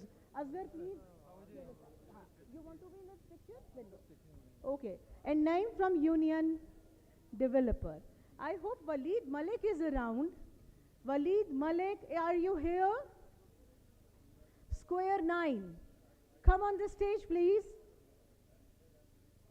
You guys, this summit is happening because of Waleed Malik, because he supported the cause. And it's because of him that we all are here. With 20 ambassadors, so many ministers, and 200 plus head count of CEOs. So please welcome Waleed Malik with a big hand. Also, I'm looking forward for Seher Talar if she's around. Excuse me. Why? Excuse me.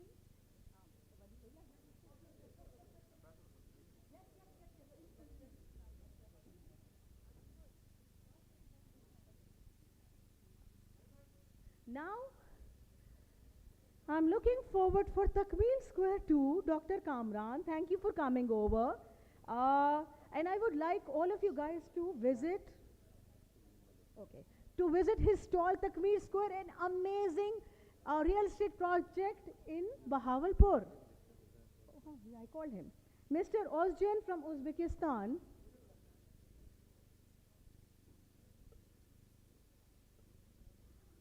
If Lenovo is here, hey, I can see the ambassador of Hungary. I know you, sir, His Highness. Please come to the stage.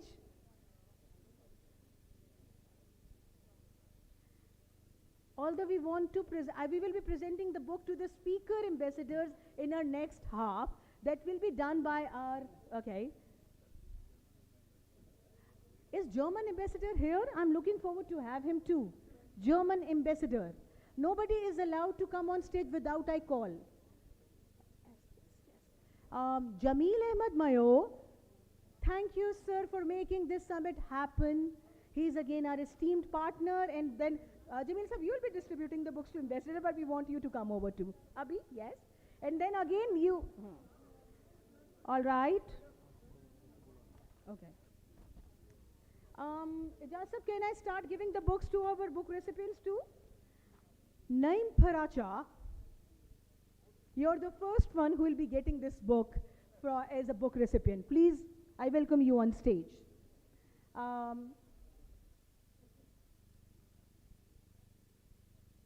Okay, now, Shahid Salim, looking forward to have you.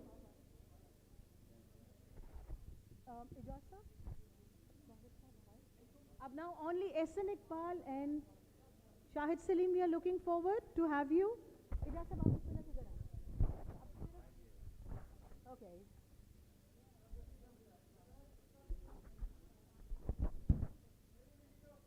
Okay.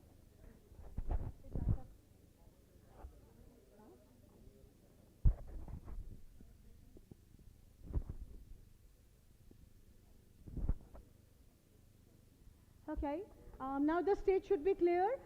I want Waleed Malik to join us on stage for the group photo. Waleed Malik, please join us on stage for the group photo. Now SN Saab will be distributing the books.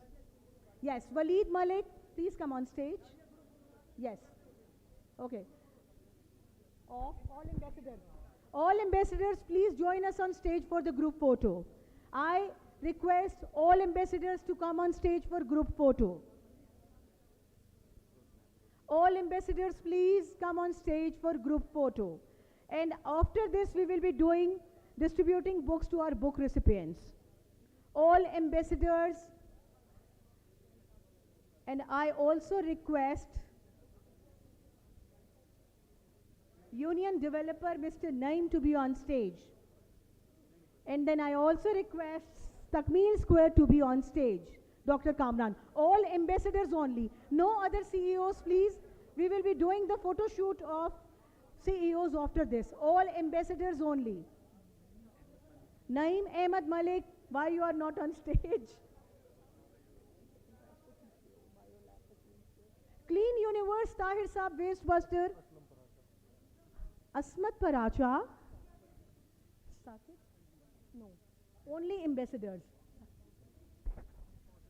No. Takmil Square and Jameel Ahmed Mayo. Jameel Ahmed Mayo, please join us with ambassadors. We will be doing Ijaz Nisar and Ehsan Iqbal on stage. And I will be calling the book recipients now.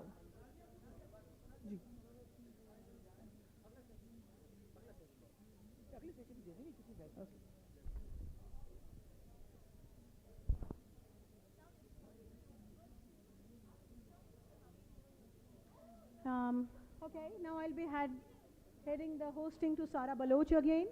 Sara, please invite all the ambassadors for the next session, and then we'll be doing the book distribution.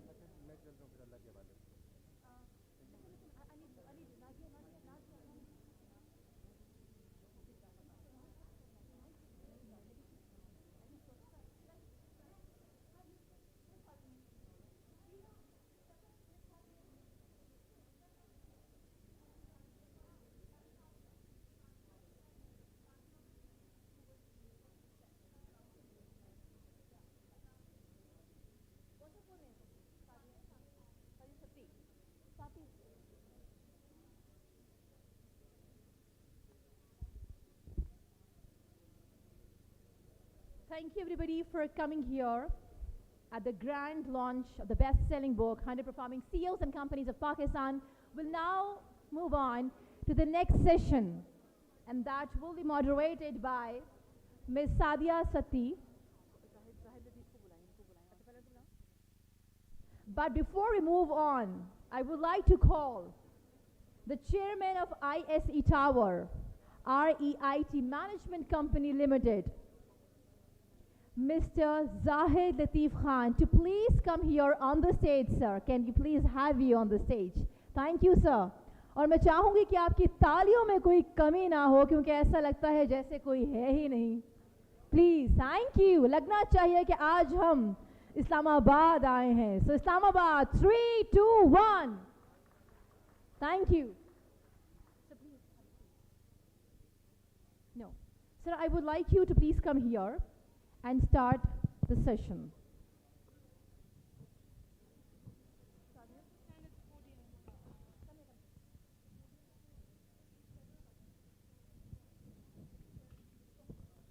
But before we move on to the session, sir, I would want you to please come here and start your speech. Thank you. We have to invite the ambassadors. On behalf of the CEO conference, I am thankful to all the ambassadors who came today, taking out the time from their busy schedule and came as a part of Turnaround Pakistan.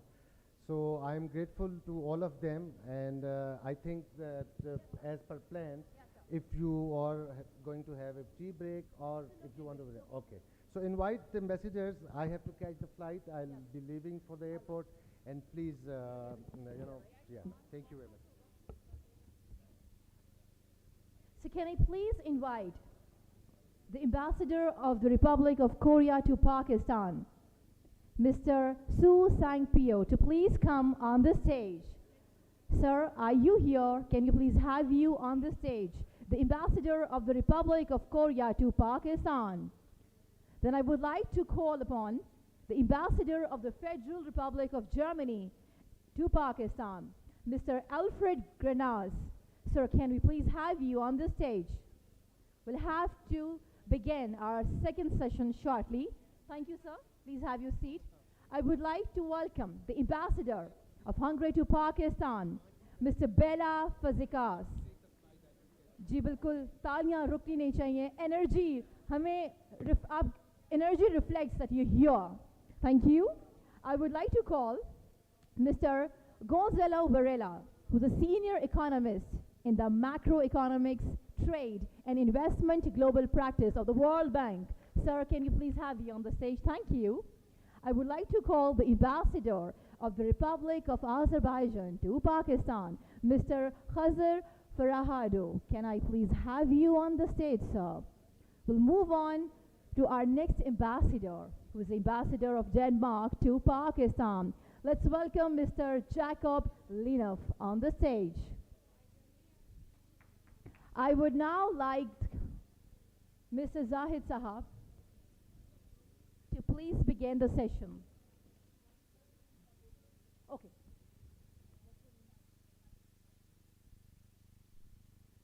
Before that, I would like to call Ms. Sadia Sati to please come on the stage and start this session. Thank you.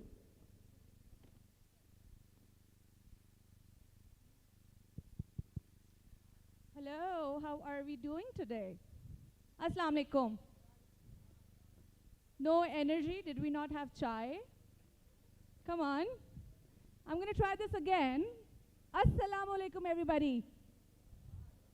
All right, now we're talking. So, my name is Sadia, and today the conversation, okay, first rule of thumb is that I need everybody in this hall to sort of settle down before we start this conversation. So that will be your way of sort of showing respect to their excellencies that are seated here for this super important conversation that we will be having today.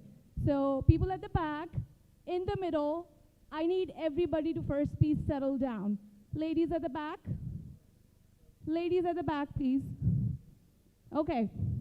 Let's settle down. There are a lot of empty seats that you can take. Guys, I am not going to start until everybody settles down. Quickly. Baith jaye aap log, please. Everybody, please. Okay. Okay. And I would like all of your concentration because this is a very important conversation. We have been discussing a whole bunch of problems in Pakistan's economy today. We talked about the economic turmoil the country is going through. We've talked about the political instability that the country is going through. Yes, very alarming. And a whole bunch of other problems. And this has been about problems all day long. This session in particular, what we're focusing on right now is we're focusing on finding solutions to these problems. And I have the ambassadors, 5 different ambassadors of different countries with us seated here. And we're going to be talking about a whole bunch of solutions in this particular session. Right.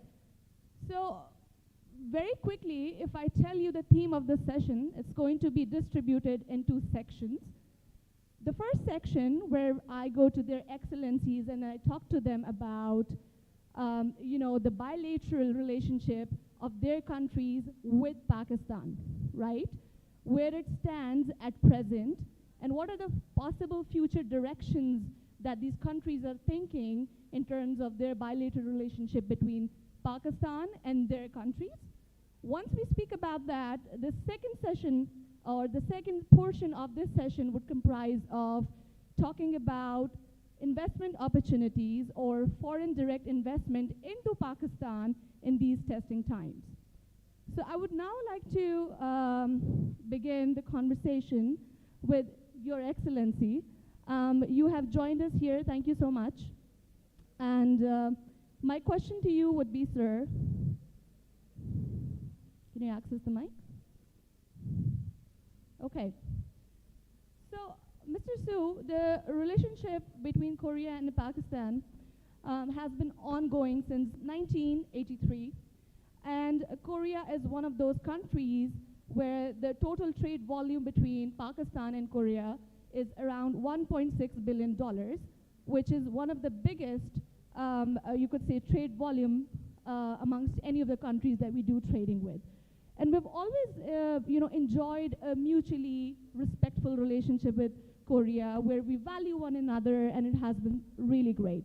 But I would like you to sort of shed some light on where we stand at present when it comes to the bilateral relationship between Pakistan and Korea, and what are some of the future possibilities of where this relationship is headed, and what does Korea have in mind for sustainable growth when you talk about Pakistan and Korea's relationship?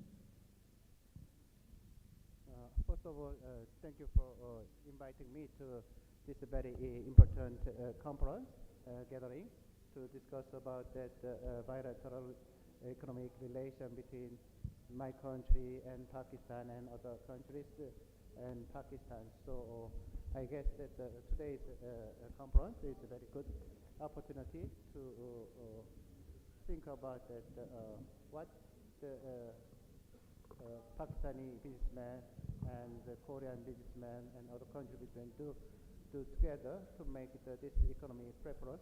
That makes that our businessmen, Korean and Pakistan businessmen, they can earn that more money from their business. I'd like to explain the bilateral economic relation between two countries. It's very quickly. Okay, this better? This is better, yeah. So as our moderator explained that I guess last year our two countries' volume of trade reached $1.6 billion. That trade volume is increasing continuously because that many Korean businessmen and companies, they are coming recently. You know that we have Kia and Hyundai auto company. They are producing their vehicles in Pakistan, and Samsung Electronics, they are expanding their manufacturing facility in Pakistan. So now Samsung Electronics, they are producing also mobile phones in Pakistan. And the Korean investors in energy sector, they are coming. So now the project, renewable energy project, I mean that hydropower project, 3 or 4 projects ongoing, amount to $3 billion US. If all the hydropower plant will be built, they produce around 10,000 megawatts in Pakistan. You know, hydro or power plant, they not only provide electricity but also water for agriculture. And so I hope that our investors, they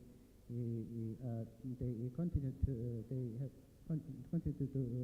well in this country. And recently, Korea and Pakistan, we are increasing that human labor exchanges. This year, our quota for Pakistani unskilled worker to Korea, we increased it up to 3,800. 2 years back, when I came in Islamabad, the quota only was 1,000, but right now this year we increased 4 times more than 2 years back. So I guess that this year more Pakistani workers will visit Korea to work in Korean company. And I was recently told that even the seasonal worker, many Korean businessmen for agriculture, they ask the Pakistani human resources to come to Korea. So especially human resource exchange will be increasing. So right now everything is going well between the two countries' economic relations. But I don't know. I just arrived this seminar. So as a moderator told me that today in the morning session we discussed about that current difficulty in Pakistan economy. Surely, yes, it is. recently a Korean businessman here, they opened visit me because you know that right now difficult to get to open that.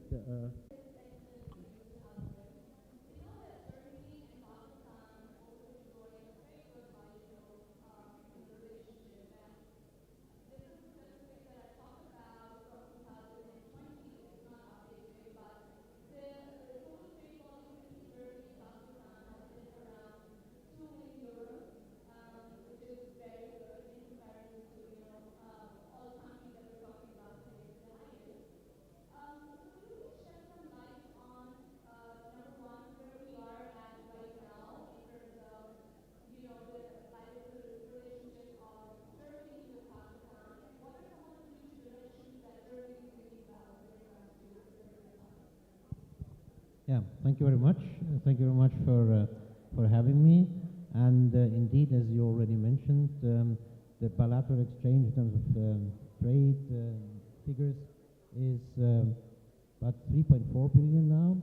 And Pakistan is one of the very rare countries in the world. Germany has a negative trade balance with, so the Pakistani trade balance with Germany is positive. That is mainly due to that there's quite some volume in the exports from Pakistan, which is, but 80% instead of the exports from Pakistan are textiles, which already shows one of the future potentials, you would say, namely diversification of exports away from not that one heavyweight that actually carries the whole export or almost all export volume. What to expect in the future?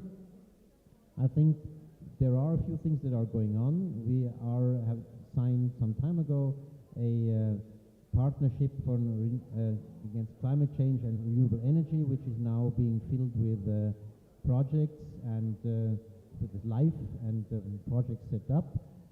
Because if you speak, and that is sort of one area, and then another area we will probably have a little bit of a shift in terms of approach is that German Development Corporation has long been active here in Pakistan in terms of vocational and technical training and education, and also that we will want to extend in terms of providing training for overseas labor markets also, so that those people that are trained here not only good for the Pakistani market, most of them will stay here, but also some of them will also be able to acquire qualifications that make them fit for European or US labor markets, if you want.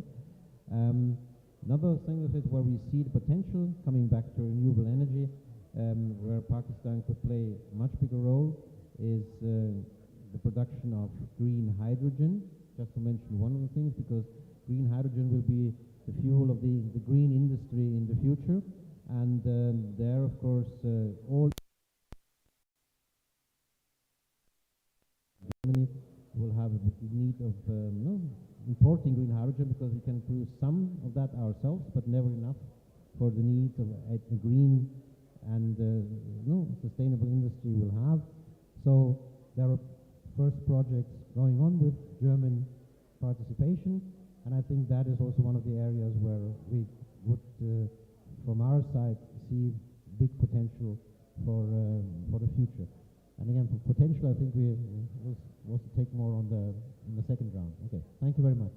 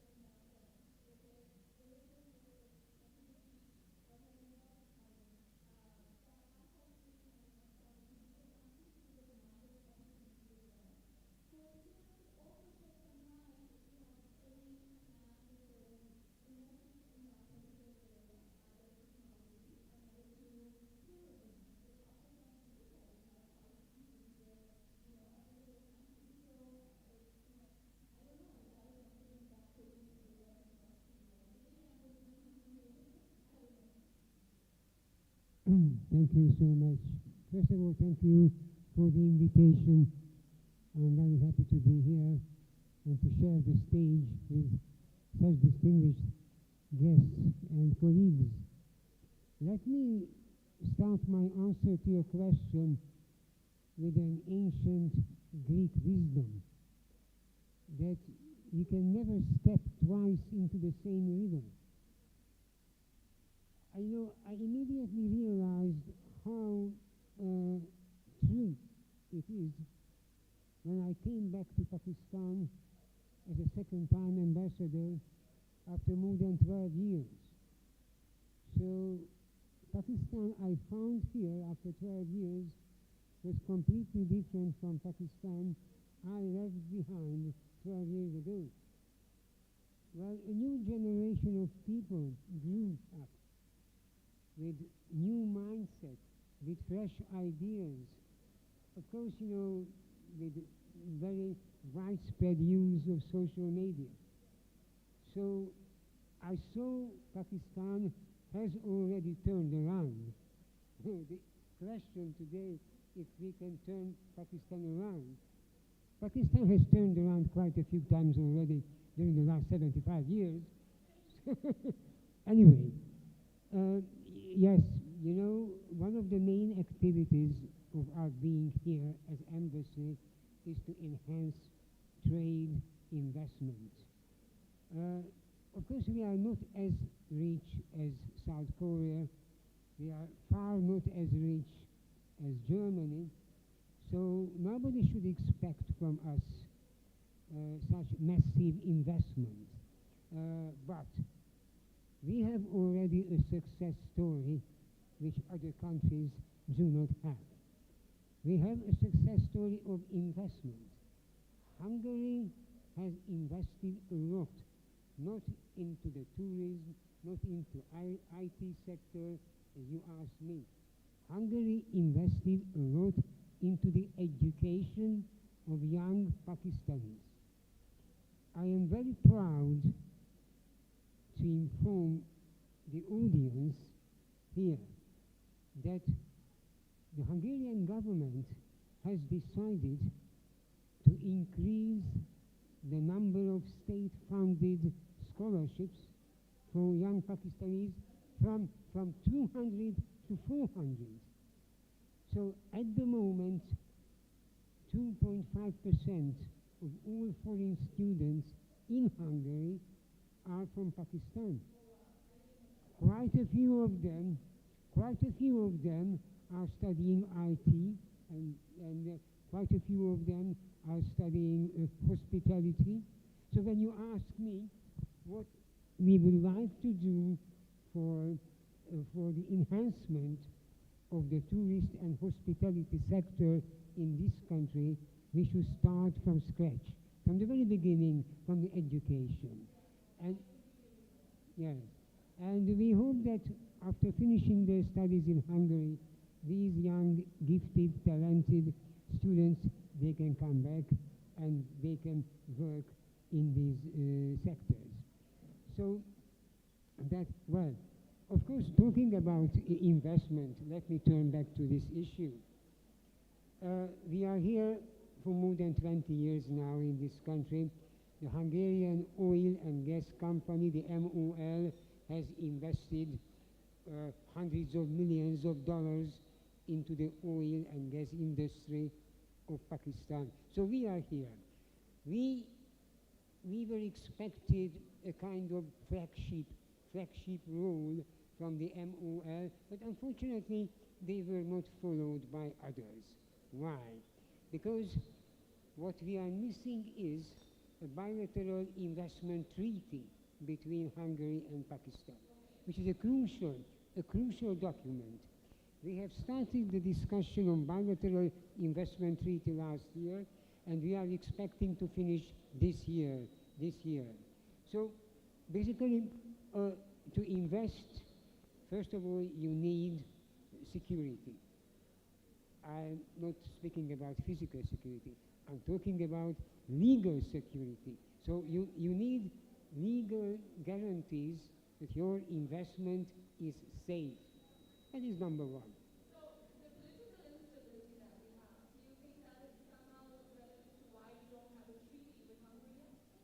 has nothing to do. It has nothing to do with it. You know, let me tell you frankly, the whole story of signing a bilateral investment treaty between the two countries came up when I was here as ambassador for the first time. It first came up in 2008. Since then, it's on. No, I don't think so that it is related to political instability. You know, we started at the beginning of last year. There was a different government here. Now we will continue, and maybe when we will finish by the end of this year, there will be another one. So God knows, we will see.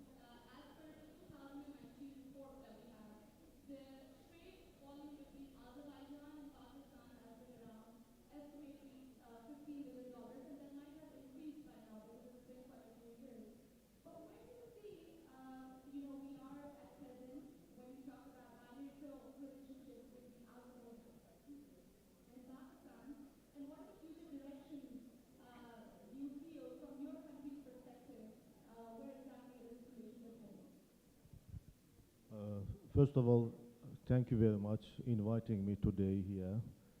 It is also a good opportunity for us, for our ambassador, including me, to get in contact with your business communities and then continue our mission in the direction of developing our economic relations, trade and investment including. First of all, when we are talking about relations between Pakistan and Azerbaijan, I would say it is historical relations. And if you look at the relations between Azerbaijanis and subcontinental Muslims, 500 years ago, in Baku, our capital city, in the old part of this capital city, there was built Multan Sarai. Multan Sarai means Multan Palace. It was built for traders from Multan 500 years ago. Yes, that's why if you evaluate our relations with Pakistan, it is unique in its, by its characteristics. For example, from the first step of independence, Pakistan was one of the strongest supporters of independence of Azerbaijan. I mean, never recognized Armenia because of its occupation against, Azerbaijan. And Pakistan also was one of the countries who supported United Nations Security Council resolutions, which demanded immediately and unconditional withdrawal Armenian occupying force. Of course, we will not go deep in the political issues, but I'm coming to that why we are giving so much importance to our relations with Pakistan. Because 100 years ago, we all felt brotherhood between Pakistan and Azerbaijan, or at that time, subcontinental Muslims. And there is hundreds of examples proving my, words in this regard. And taking into account that we have such a strong brotherhood, but being lack of the enough, sufficient economic relations with Pakistan, last 5 years we started especially ambitious, steps from both sides. Till now, we had signed 35 documents in these relations, mostly in economic fields, and we created on the Joint Commission almost 11 working groups. It covers almost all spheres of economic activities between two countries. And because of these steps, reciprocal steps, our trade turnover this year, last year 22, tripled comparing to, the previous 21. And it shows that how the both sides are eager at the ever level to come to closer. And inshallah, we are waiting to come from trade to the huge amount investment from both sides. And just one example, what I mean, showing this goodwill and special attitude of Azerbaijan regarding Pakistan. Last year in December, we exempted all Pakistani rices from import duty. It is unilateral. I mean, it is unilateral. I mean, unilateral. I mean, approach. And for Pakistanis, getting visa to Azerbaijan very easy. And every Pakistani can get their visa just in 3 hours in online format. And we opened last year direct flights from Karachi, from Lahore, from Islamabad. Now, of course, Lahore is continuing, but I think this Karachi and Islamabad flights became seasonal. And I mean, we can go deep in this, I mean, economic relations, but what I can say about the perspective of two countries, why and how they can develop, just not only from the point of friendship and brotherhood, but also from the economic point of view. Azerbaijan, last 16 years, could attract 260, not million, billion US dollar investment in Azerbaijan. Azerbaijan, out of this amount, 60 billion US dollar is the foreign direct investment. And Azerbaijan's trade surplus, being relatively and geographic and by population not so big country, our trade surplus was last year around 25 billion US dollar. I mean, any Pakistani companies investing in Azerbaijan and getting settled there, I mean, fundamentally can become the part of the export industry, of export, economy of Azerbaijan. And regarding Pakistan's opportunities, Pakistan is a very, have a very fertile source. Pakistan, in 1 year, you can witness 4 seasons. I mean, in the summer, you can see winter in the northern side. I mean, this seaside season, resort season in Karachi and Gwadar side.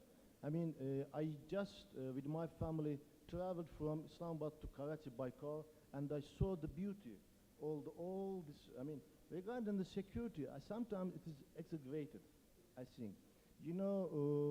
There is always ways, of course, the legal security is important, but just imagination for foreigners, I mean, just, it is, for my understanding, it is some, it is more than what they, in the reality, that it's became as, impression around the world. But I see Pakistan has a talent, especially taking account of 60% of population that comprised by the youth, and your last achievements in the sector of very important for the humankind. It is in the, for example, in IT sector, in pharmaceutical sector, in surgical instruments manufacturing, and in textile, in good security. I mean, all the things shows that you have, let's say, unexplored enough these opportunities.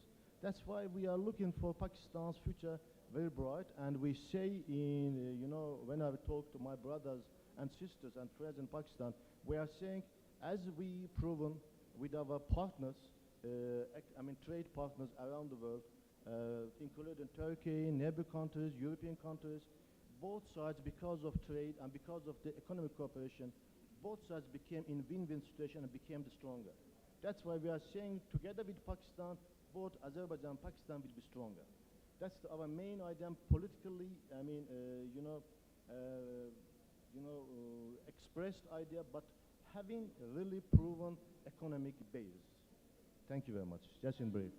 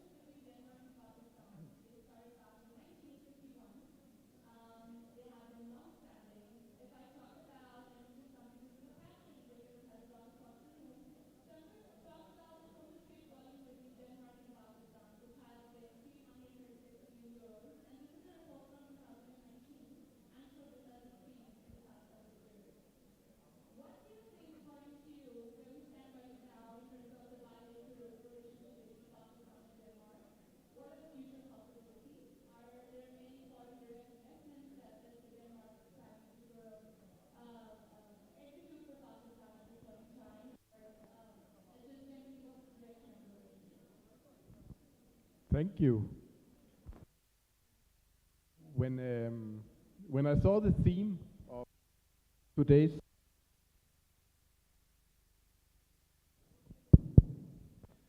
stating that a little bit on.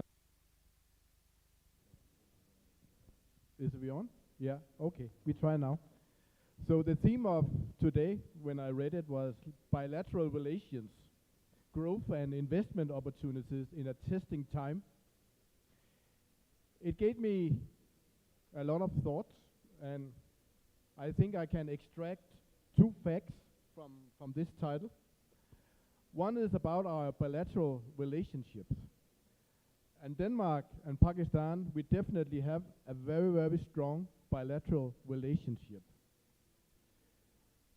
Trade and investment flows have been growing year on year for quite many years. I'm very proud of that. And secondly, testing times, yes, definitely as well. It is testing time for our planet. And since I came to Pakistan, I have been witnessing climate change right in front of my eyes. I've never seen anything so dramatic and sad as the drought, the heat waves, and the floods that have been affecting Pakistan so much in recent years. We are talking about millions of people in Pakistan suffering still from these devastating effects of climate change. Also, when talking about testing times here, we can also look at the economic situation, which also is an effect of the energy sector and the crisis in the energy sector. In Pakistan, the energy is very much depending on imported fossil fuels, especially oil, which has become very expensive and also quite unreliable. This is not sustainable for Pakistan, neither for its economy and for its environment to rely on imported fossil fuels. Denmark and Pakistan, we are committed to cooperate, especially on climate change and the energy sector. We have a bilateral agreement on these things. We are committed to help each other and learn from each other's experiences in these areas. And how can enormous and big Pakistan be inspired by small Denmark? Well, the thing is that Denmark has equally as Pakistan been heavily dependent on imported fossil fuels. We were hit by severe crisis in the 1970s and 80s. We were not able to buy, we could not afford to continue to import all these fossil fuels. So we decided to be more self-suppliant. We decided to go green, so to speak. And we have now been successful in that. We are self-dependent on energy, and we are basically 100% supplying ourselves with renewable sources.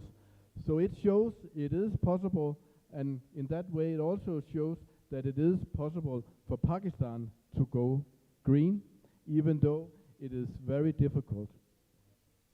So this is where Denmark and Pakistan has a key room for cooperation, for trade and investment, to try to reach a more climate resilient and more green and sustainable Pakistan.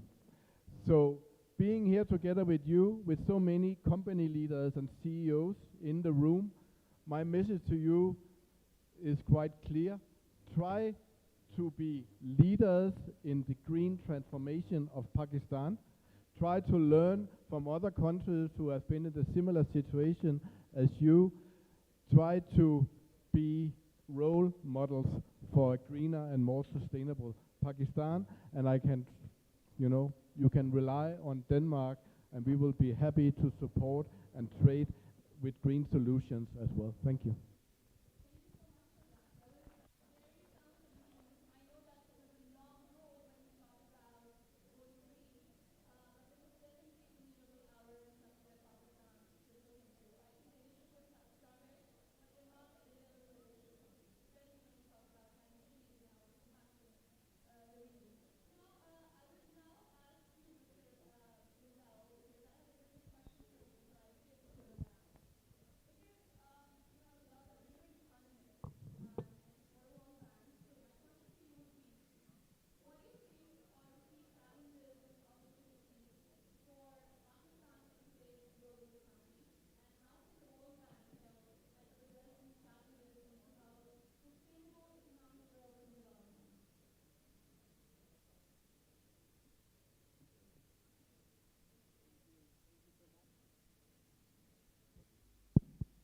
Yeah, thank you so much for the question.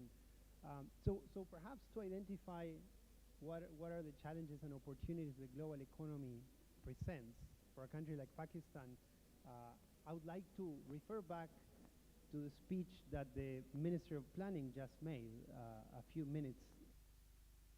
I would say a lot of people talk about how large the domestic market in Pakistan is, but the global economy is 318 times larger than Pakistan's domestic market, and yet Pakistan seems to be very much inward looking in its policies. The minister mentioned there's an export emergency, and I would say the greatest opportunity that the global economy gives Pakistan is all the knowledge that global economy has created and how Pakistan can actually learn from that, but also all that Pakistan can give to that global economy. About a year ago, we did an analysis of what is the export potential of Pakistan. So we looked at the characteristics of the economy, the size, the factor endowments, and compared it with other countries around the world with similar characteristics. And based on that analysis, we estimated that Pakistan should be, on average, exporting $88 billion a year. It exports about 30, right? So we're talking about $58 billion a year of untapped export potential. So that's a great opportunity. Be done to achieve that potential. That, of course, is not going to happen in 1, 2, or 3 years. It's going to be a medium-term agenda. So I will mention 4 things that and these are areas in which, yes, the World Bank can support, but fundamentally, these are areas in which the government of Pakistan and its people need to take ownership in ensuring that these reforms can be implemented. And I'll mention 4 things.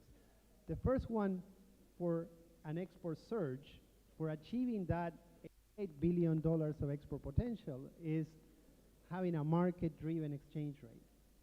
No economy in the world has shown export surges when its currency is overvalued. So market-based exchange rates is the necessary condition for the export surge. The second thing is we need less protection. We need lower import duties. Import duties are misleading. Why are they misleading? Because we call them duties on imports. So it seems that we are taxing imports, and everybody's happy about taxing imports. But the true effect of import duties is that they act as a tax on exports.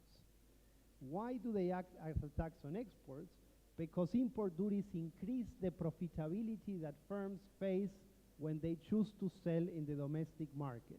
Import duties prevent competition, and so give extra profits for the domestic firms that choose the domestic market. And so these firms, instead of choosing exporting, they choose to sell domestically. So import duties are imposed to substitute imports, but instead they substitute exports. So lower import duties is another crucial condition for an export surge. The third one is FDI. Again, no developing country in the world has shown an export surge without foreign direct investment.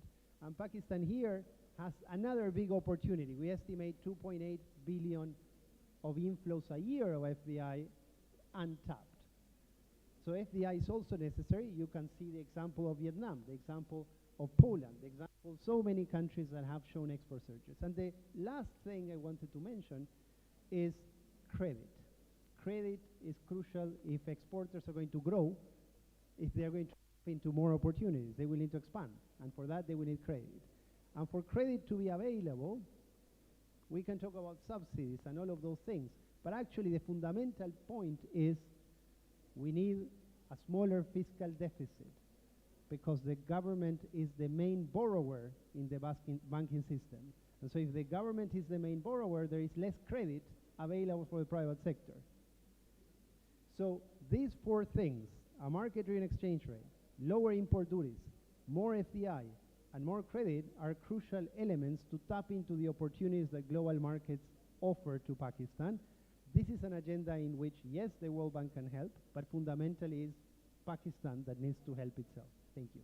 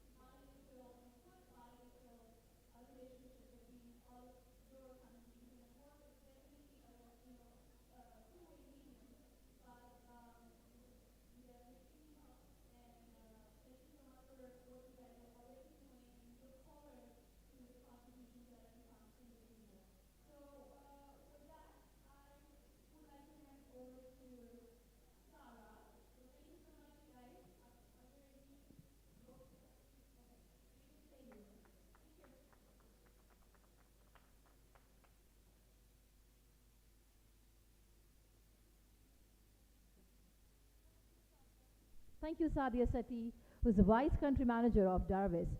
आगे बढ़ते हैं जी, and we would like to begin with the speaker souvenir ceremony. And for that, I would like to call upon the CEO of the AirLink Communications, Mr. Muzaffar Hayat Paracha, to please come on the stage for the speaker souvenir ceremony and to please give the souvenir to His Excellence Mr. Su Sampaio, who is the Ambassador of the Republic of Korea to Pakistan, for his speech on the topic. Can you please have the souvenir? And this is going to be distributed to the Ambassador of the Republic of Korea to Pakistan for his speech on the topic. Ladies and gentlemen, a huge round of applause for 3 of them. Thank you. तालियों में बस कमी नहीं होनी चाहिए, बाकी सब ठीक है. ये देखें ना, लगना चाहिए कि इस्लामाबाद आए हम. अच्छा जी, I would like Mr. Muzaffar Hayat Paracha to please distribute the speaker souvenir ceremony to His Excellent Mr. Khazar Farhadao, who is the Ambassador of the Republic of Azerbaijan to Pakistan, for his speech on the topic. Can I please have the Ambassador of the Republic of Azerbaijan to Pakistan for his speech on the topic, Mr. Khazar Farhadao. Thank you for coming here. Thank you, Mr. Muzaffar Hayat Paracha, for showing here on the stage, sir. Thank you, sir. Thank you. Thank you. Thank you, sir. So we have to move on to the other speakers now, and for that I would like to welcome the other guests. So thank you so much. It has been truly an honor to host you. आगे बढ़ते हैं जी, and okay, now I would like to welcome somebody who's always been very vocal. His name is Mr. Usman Shaukat, somebody who's so confident about his ideas, very vocal and amazing energy. He's the CEO of Biolabs. Let's welcome him on the stage to please distribute the souvenir to the Ambassador of the Federal Republic of Germany for his speech on the topic, His Highness, His Excellence, Mr. Alfred Gernas. Can I please have you on the stage? Thank you, sir.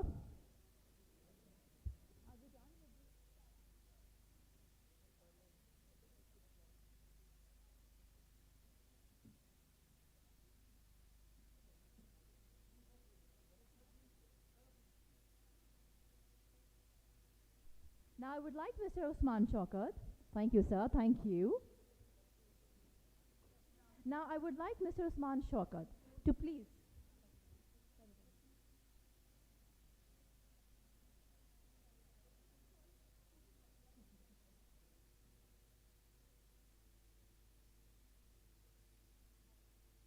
Sir Usman, please can we please have you on the stage? Yeah, please don't leave the stage. So I would like Mr. Usman Shaukat to please hand over the souvenir to Mr. Jacob Linov, who is Ambassador of Denmark to Pakistan, for his speech on the topic. Mr. Jacob Linov, thank you, sir. It's been truly a pleasure to have all the speakers, six different international speakers on this summit. All right. Thank you, Sir Usman, for being here on the stage. We have to move forward.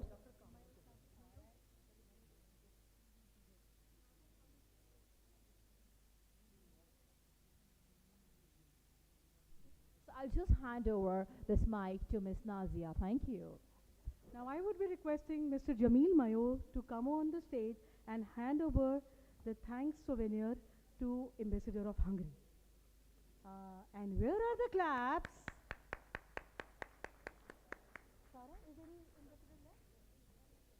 Okay.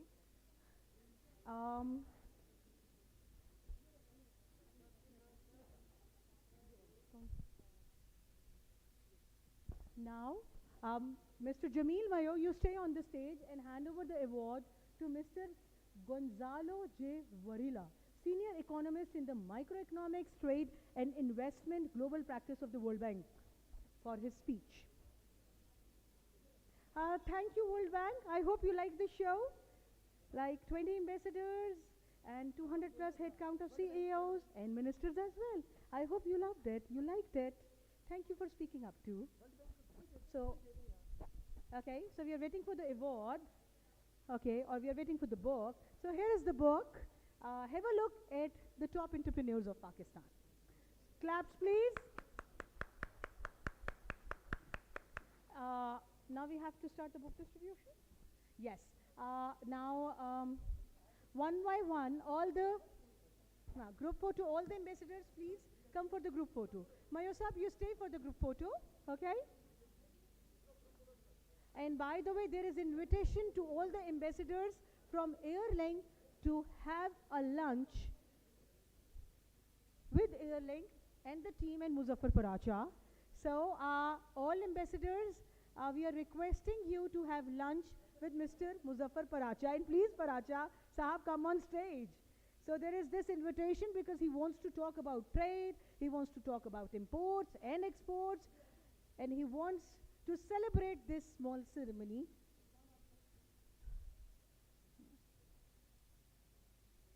Okay. Kamran, Takmil Square, please come on stage. Fair Deal, HNL. I hope you are having all the sponsors on board too. Wastebuster Tahir Mahmood Saab, if you are around, please come over.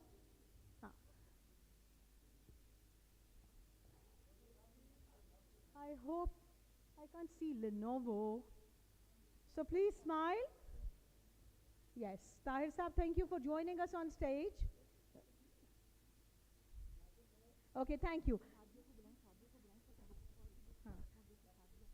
So moderate. Come for Sadia Sati. Thank you for moderating the session, Sadia. We are missing you here in the group photo.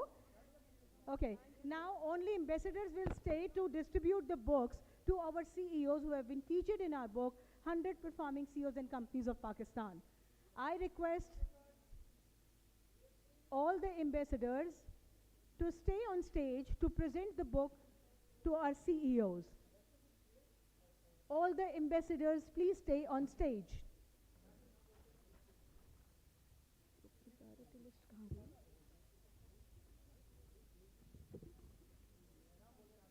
Okay, here is the priority list. Okay, yes. Okay, let's start. Shahid, Lahore Carpet. Thank you, Shahid sir, for coming from Lahore. So, Shahid from Lahore Carpet. Enercon, if he is around. And by the way, we are having an ambassador of Indonesia here as well. Please come over and receive the book on stage. Yes. And then,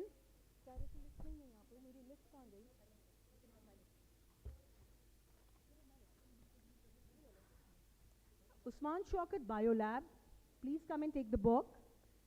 Takmil Square, Dr. Kamran. And please, everyone in this hall, do visit Takmil Square. Jameel Ahmad Mayo. Thank you, Jameel sir, for supporting us, for being with us. Come on stage and receive your book. Saqib Anjum, Fair Deal Marketing. Brighto Paints. Oh, yes. Fazal Saab, who is having the dream of making Pakistan an IT hub. Please, Fazal Saab, come on stage. Where is my state life? I can't see him. If he is out, please call him in. Then I'm having IRA events. Come on stage. मेरी list नहीं है. Shafaq, list है आपके पास? जल्दी से दे दें. हाँ जी. इसमें CEOs के नाम हैं. Okay. Adil Khatak, CEO Atak Refinery. S.N. Mahanti, CEO Arif Habib. Square 9, if you guys are around, please come on stage. One by one, yes. Very nice. Oh, wow. Such a good frame of all the ambassadors. Yes, I'll be calling. Kashmir Premium League is with us. So please come on stage, sir. And there are CEOs who never wants to be in limelight. Here is Meher Kashif, model steel mill. I know, Meher, you'll be angry afterwards, but I want you to come on stage. Please keep a distance so that the pictures are good. Meher Kashif, good to have you. Mr. Ijaz, who's running the show in Chichawati. Rahim Yar Khan. One by one, please. I am having the representative of UCF here. UCF. Gulamia Valens from Edwins Pakistan Microfinance Bank. Masroor Khan, CEO, Oil and Gas Regulatory Authority. Hassan Rizvi, if you are around, Kratos. Babar Siddiqui, CEO, Paragon Constructor. Seher Tadar, if you are around. And I'm so happy to have Del Naveed here. Del Naveed. Naveed from Del here. Motasim from Royal Airport. I can't see Naveed, if Naveed is around. Union Developer, Mr. Naeem. Bilal Malik. Usman Malik. And okay. If Harun Rashid, MD, ex-MD Shell is around. Asma from Sweet Affairs. Shehzad. Yes, Kashmir Premier League. I called him. You came over. Yes, Ijaz Saab. How can I forget him? Shahid from Lahore Carpets. Shahid Saab. Done? Okay. Who else? Enercon guy from Karachi.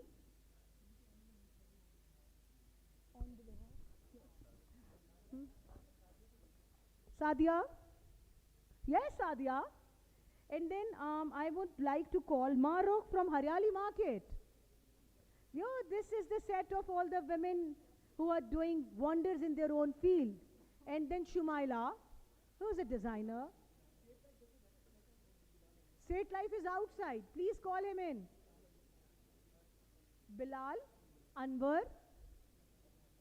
Oh, where is he around? National disaster guy? Where is he? I can't see him. I would like him to stay on stage with the ambassadors. Bilal Sab, you will be staying on stage with them. Yasir Khan, kissed pay if you are around. Farooq.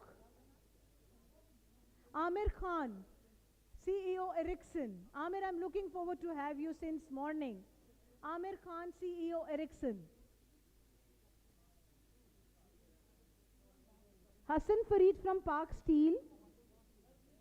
Mohammad Khalil Latif, who is the president for ICAP, Lahore. Khalil Latif, are you around?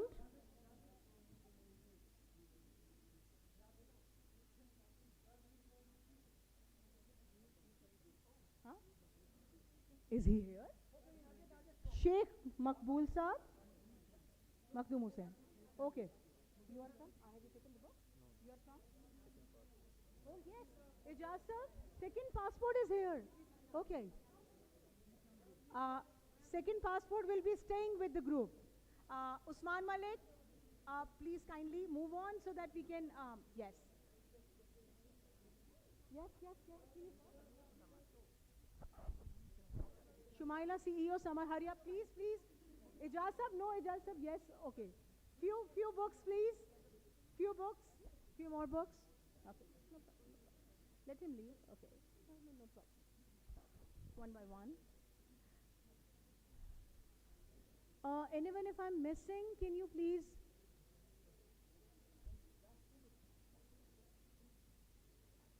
Ijaz sir, can you please look around if I'm missing someone?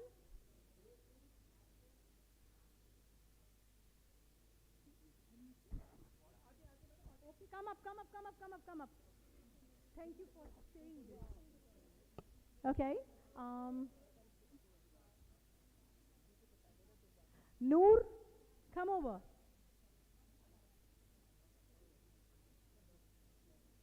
Is this Adil Khatak sitting? Oh, wow. Thank you. We are looking forward to receive you since morning. Okay.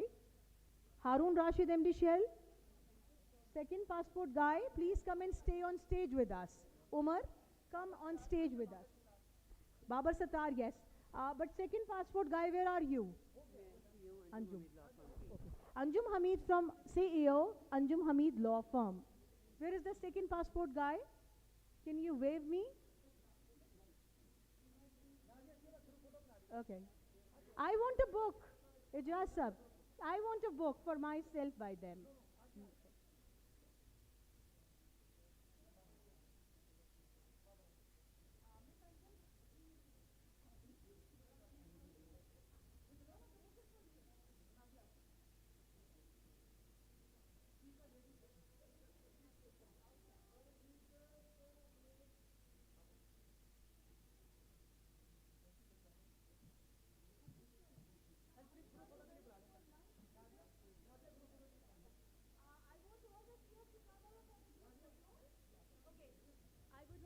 On all the CEOs, the top performing CEOs of Pakistan to please come on the stage for a grand group photo. Zaman, aaiye, come. Adil Khatak sir, where is second passport guy? Okay. Neat. So, Waste Buster, please come up. Tahir sir? Yes, you can have chai later. I like you. Second passport. Oh.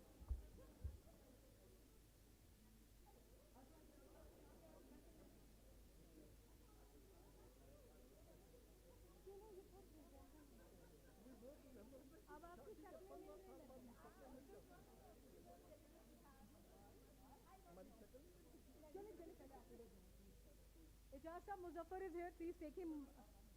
Yes, yes, yes. आप इधर आइएगा. हमें थोड़ा बेगम yes. मैं नीचे जाके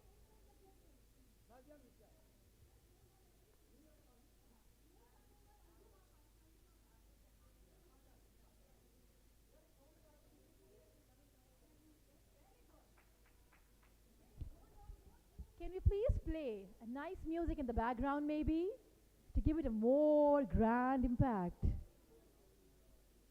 What a beautiful moment of this event. Har event ki koi na koi moment jaan hota. I think maybe this is one of them. Jahan we have gathered all the CEOs along with their wives, spouses. So good to see all of you here.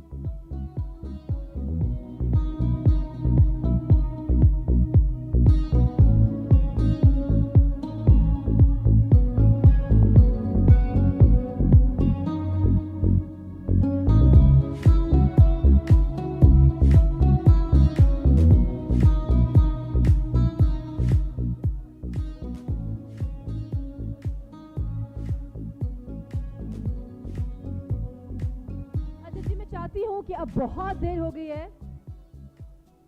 Yes. So inshallah by 2:45 we are going to have our third session. 2:30 inshallah sharp. We're going to have our third session, and that's going to be one of the grand session inshallah. But before that, I would request all of you, all the respectable guests, to please join us for the lunch. Networking करते हैं, खाना खाते हैं, energy लेके आते हैं और energy reflect होनी चाहिए. This is me, Sara Balauch, signing out for now. I'll catch you guys just in a bit. Thank you.